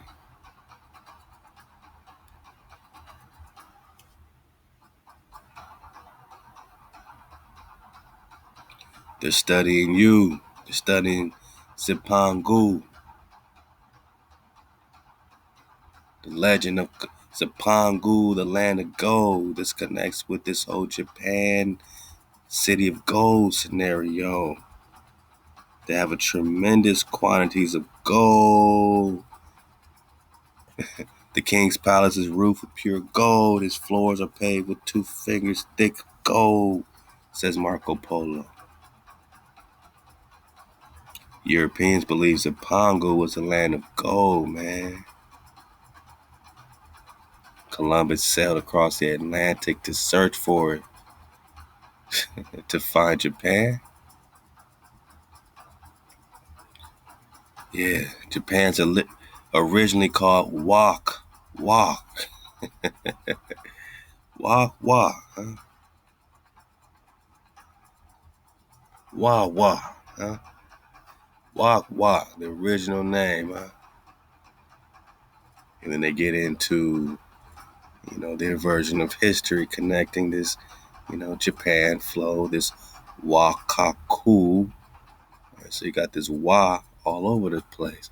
You got this Wa, just like Hawaii, right here, right? Because this is the land of the fire dragon, right? Psalms 18, huh? Smoke out of his nostrils, fire out of his mouth, man. We talking that wah, huh? That wah? Come. Yeah, we just talking the wah. Cities of gold. But now we just surfing the wave, man. Yeah, I'm saying. Yeah.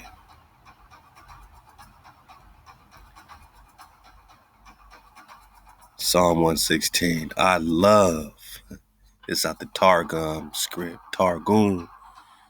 I love for HaWah will hear my voice, my prayer, for he has inclined his ear to me. I will call to him throughout my days, for the sickness of death surrounded me. the pains that she all found me. Pain and sorrow I will find. In the name of HaWah I will call out.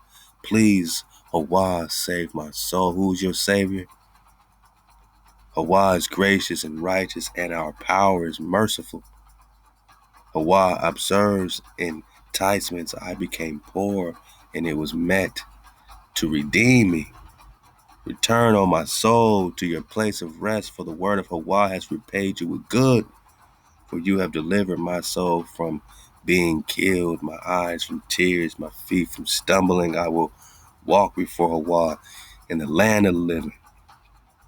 I have believed it, for I will speak in the assembly of his righteousness. I have sung much praise.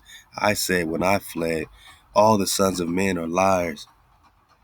How will I repay in the presence of HaWah all his kind favors that are shown to me?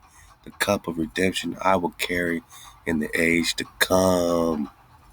It's that Dawi flow. He said, I will carry the cup of redemption in the age to come. Jeremiah 30 verse 9, whom I will raise up. Khandawi. Hosea 3, search for HaWah and Khandawi in the end of days, the age to come. And I will call on the name of HaWah. I will repay my vows in the presence of HaWah. I will tell now his miracles to his people, all his people. Honorable in the presence of HaWah is the death that is sent to his pious ones. Please, O HaWah, for I am your servant. I am your servant, the son of your handmaiden. You have loosed my bonds. To you I will sacrifice the sacrifice of slaughter and call out in the name of HaWah. I will repay my vows in the presence of HaWah. I will tell now his miracles to his people in the courts of the sanctuary of HaWah in your midst, O Jerusalem. Halal HaWah. They say hallelujah. It's Halal HaWah. We just surfing away. Structure, right? Act of building. But you gotta be KTC. Gotta be MHOE. And does North America even exist? Did a black man discover the fountain youth?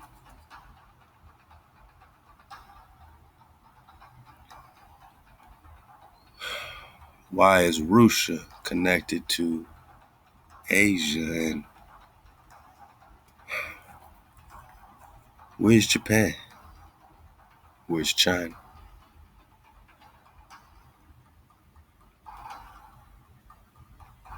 And honestly, my Naga, I mean, if you really want to know the drop, you're going to have to extend your horizons. You're going to have to extend your horizons beyond the pole.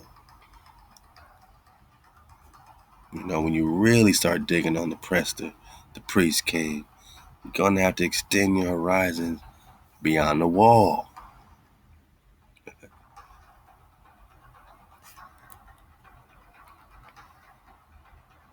Yeah. You go beyond the wall, you're going to see a lot more to it, man. A lot more to your story. A lot more to your Tarazanta. A lot more to the gateways.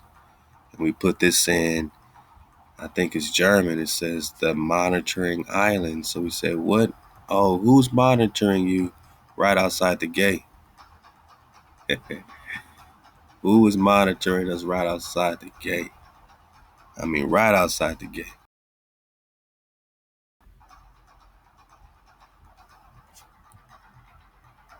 Well, it ain't no one new.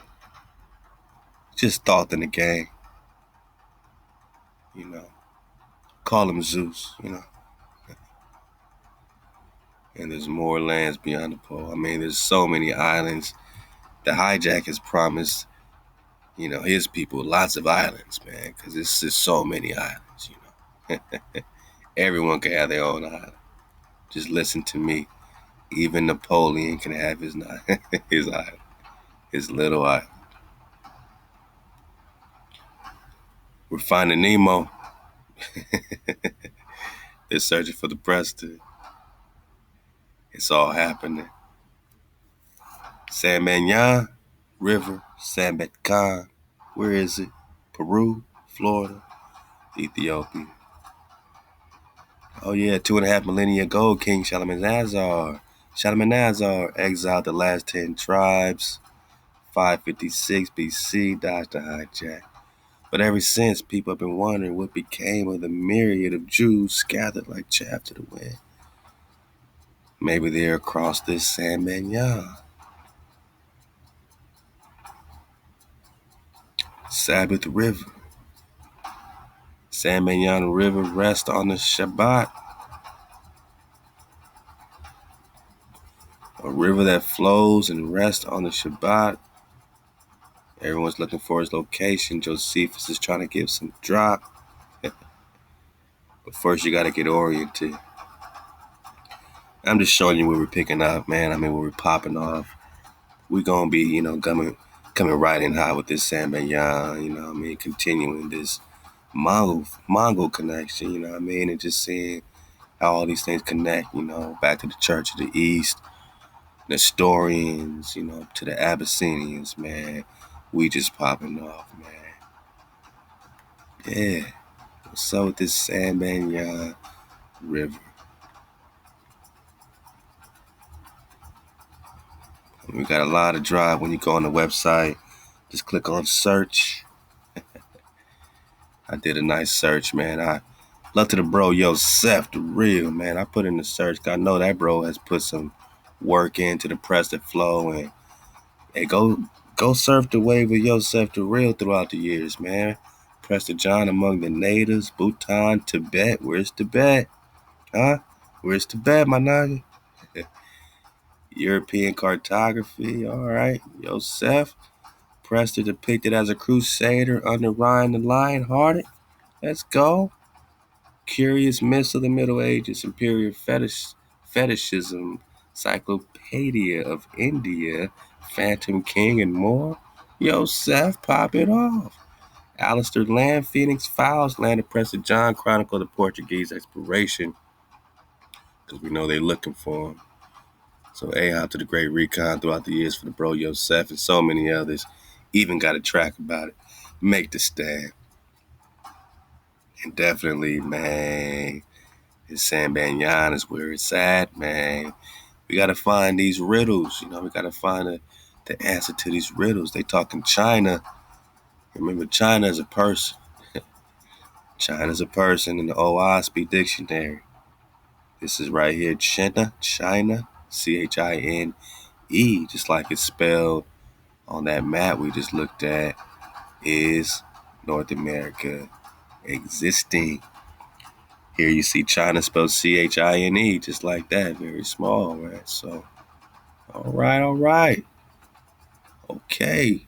Owaspi got it spelled the same exact way, and he's not, or it's not just a place, but it's a deliverer. Like a Mashiach, a man named China, who's contemporaneous with Moses and Capelia. Who's Capelia? We got to dig on that. We know Moshe, and just know contemporaneous means that he lived at the same time. So what man is living at the same time as Moses called China? Or is Moses China? Miracles popping off, huh? Hey, you in code, my nigga, because it all got to be about the code when you talk structure. When you talk to Prester. You know what I mean? When you start really searching through these romances like we about to pick up in Prester 72. Yeah, man, these Moorish queen situation. I mean, yeah. They're letting you know exactly what's happening in the romances. Love to Templar. Romance just means having to do with a hero. And they tried to put King Arthur, as some hero. with this holy grail. Yeah. As soon as he renounces his heathen god Jupiter, we still talking Zeus, right? Right in your face. Then he could see the grail. But first he had to be KTC and put no other gods before me. Yeah. Yeah, we got some great links for you, man, coming up so you can see clearly as they put our Fisher Kings and our story within the romances, jacking our heroes. We're going to get into the tutorial drop as promised to connect the Prester flow as promised. And it's all about the Holy Grail, and it's all about the Swan Knights and the romances. I can't make this stuff up, man. The Swan Knights connect to the Barbar Hakadzan, right? Hakadzin. The barber is the Hebrew word of the day, Swan Knight. Back to the romances, man. We're going to get into this Parsifal real close, this legend of the Holy Grail, and see what this has to do directly with the Prester. Because they like to get into the King Arthur flow, Knights of the Round Table. And the drop has already been given on these guys, man. Especially when we go back into the introduction like we said we would. For the dismount, my nut. They want to talk King Arthur. They want to make it about this character named Joffrey Mama. Joffrey of Mama. And this whole Parsifal flow. And every time they talk Joffrey, and every time they talk all this, man, they're just trying to, take your chronology, take your drop, and create a new chronology, create a new genealogy, really, this Joffrey of Mama did. They created Arthurian history. Yeah. They created Arthurian genealogies. The well-known attempt to put them into permanent library form was made by Joffrey of Monmouth, the chronicler who came from the same Anglo-Welsh borderland to which Arthur belonged. So he rewrote the story around his borderland. But did Joffrey tell the truth? What did Keegan Brewer have to say about it in the intro? Was Joffrey giving you real genealogies? My knock. Was Joffrey, giving you anything that you can really build your reality off? My knock.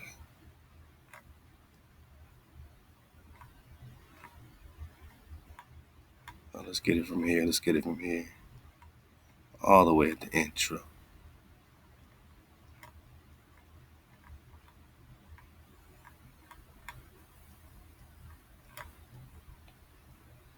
Oh, yeah. Oh, yeah. They gave up all the drop on this Joffrey, man. What you up to, Joffrey?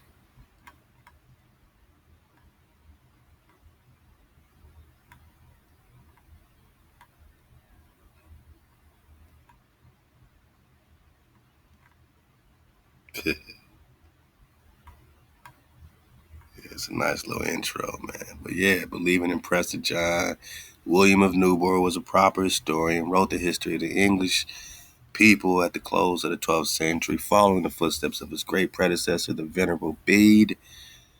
William greatly admired Bede, whose wisdom and integrity is sacrilegious to doubt. The man was to be respected for his historicity and his balanced representations of the truth of British past. But there was another relatively new school of British history, quote unquote. See how they put it in quotations? Headed by writers like Joffrey of Monmouth, who created a false genealogy of kings. So when we get to these tutorials, and when they start talking Joffrey of Monmouth, and this well-known attempt to put them into permanent literary form, this chronicler created a false genealogy. He took the Prester flow and turned it into a false genealogy flow around his own, what they say, borderland. Now you got this Merlin flow, right? You got all this stuff, which is really Moshe. You got this Lancelot, which is based on Lancelin. Get that out the Forbidden Histories of America. All right, these are all real characters, but his name was Lancelin. Camelot is really Calais Luz. Get the drop. And this is a false genealogy of kings through the line of a certain King Arthur. So these histories were abhorred or rejected for their obvious falsehoods, according to William. It was a historian's duty, William said, to prevent this spread of such fallacious nonsense being propagated by the likes of Geoffrey, a man who had an uncontrolled passion for lying. Yeah. Yeah, I mean, great question. This is a question that must be asked of the Prester John legend, the figure of Prester John, priest and king who ruled over a marvelous Oriental empire, held a firm grip on the Middle Ages, just like the legend of King Arthur. So who's the real King Arthur? King David, Prester John, right in our face bone. And this Geoffrey and his new school of Arthurian history was nothing but that wing wham false genealogy.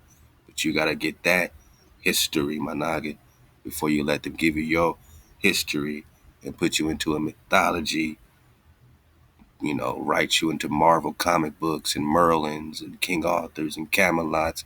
Is based on your King David, your Kalelus, your reality. Right in our face bone, man. Hey, man, we're just surfing the wave, man, on out, man. Does North America exist, man? You've been surfing the wave, man. Go get your Prester pack so you can make sure you're popping off. You know what I mean? Got all the drop, got all the links. Look out for Prester Pack 2. And we're going to keep it flowing for you, my nugget, because the drop don't stop. And this is just a great time for all of us, to get groovy with it, man. You know what I'm saying? Just get on the flow. This is our flow. This is our time. Can't no one take away the beautiful flow. Can't no one take away the beautiful wave.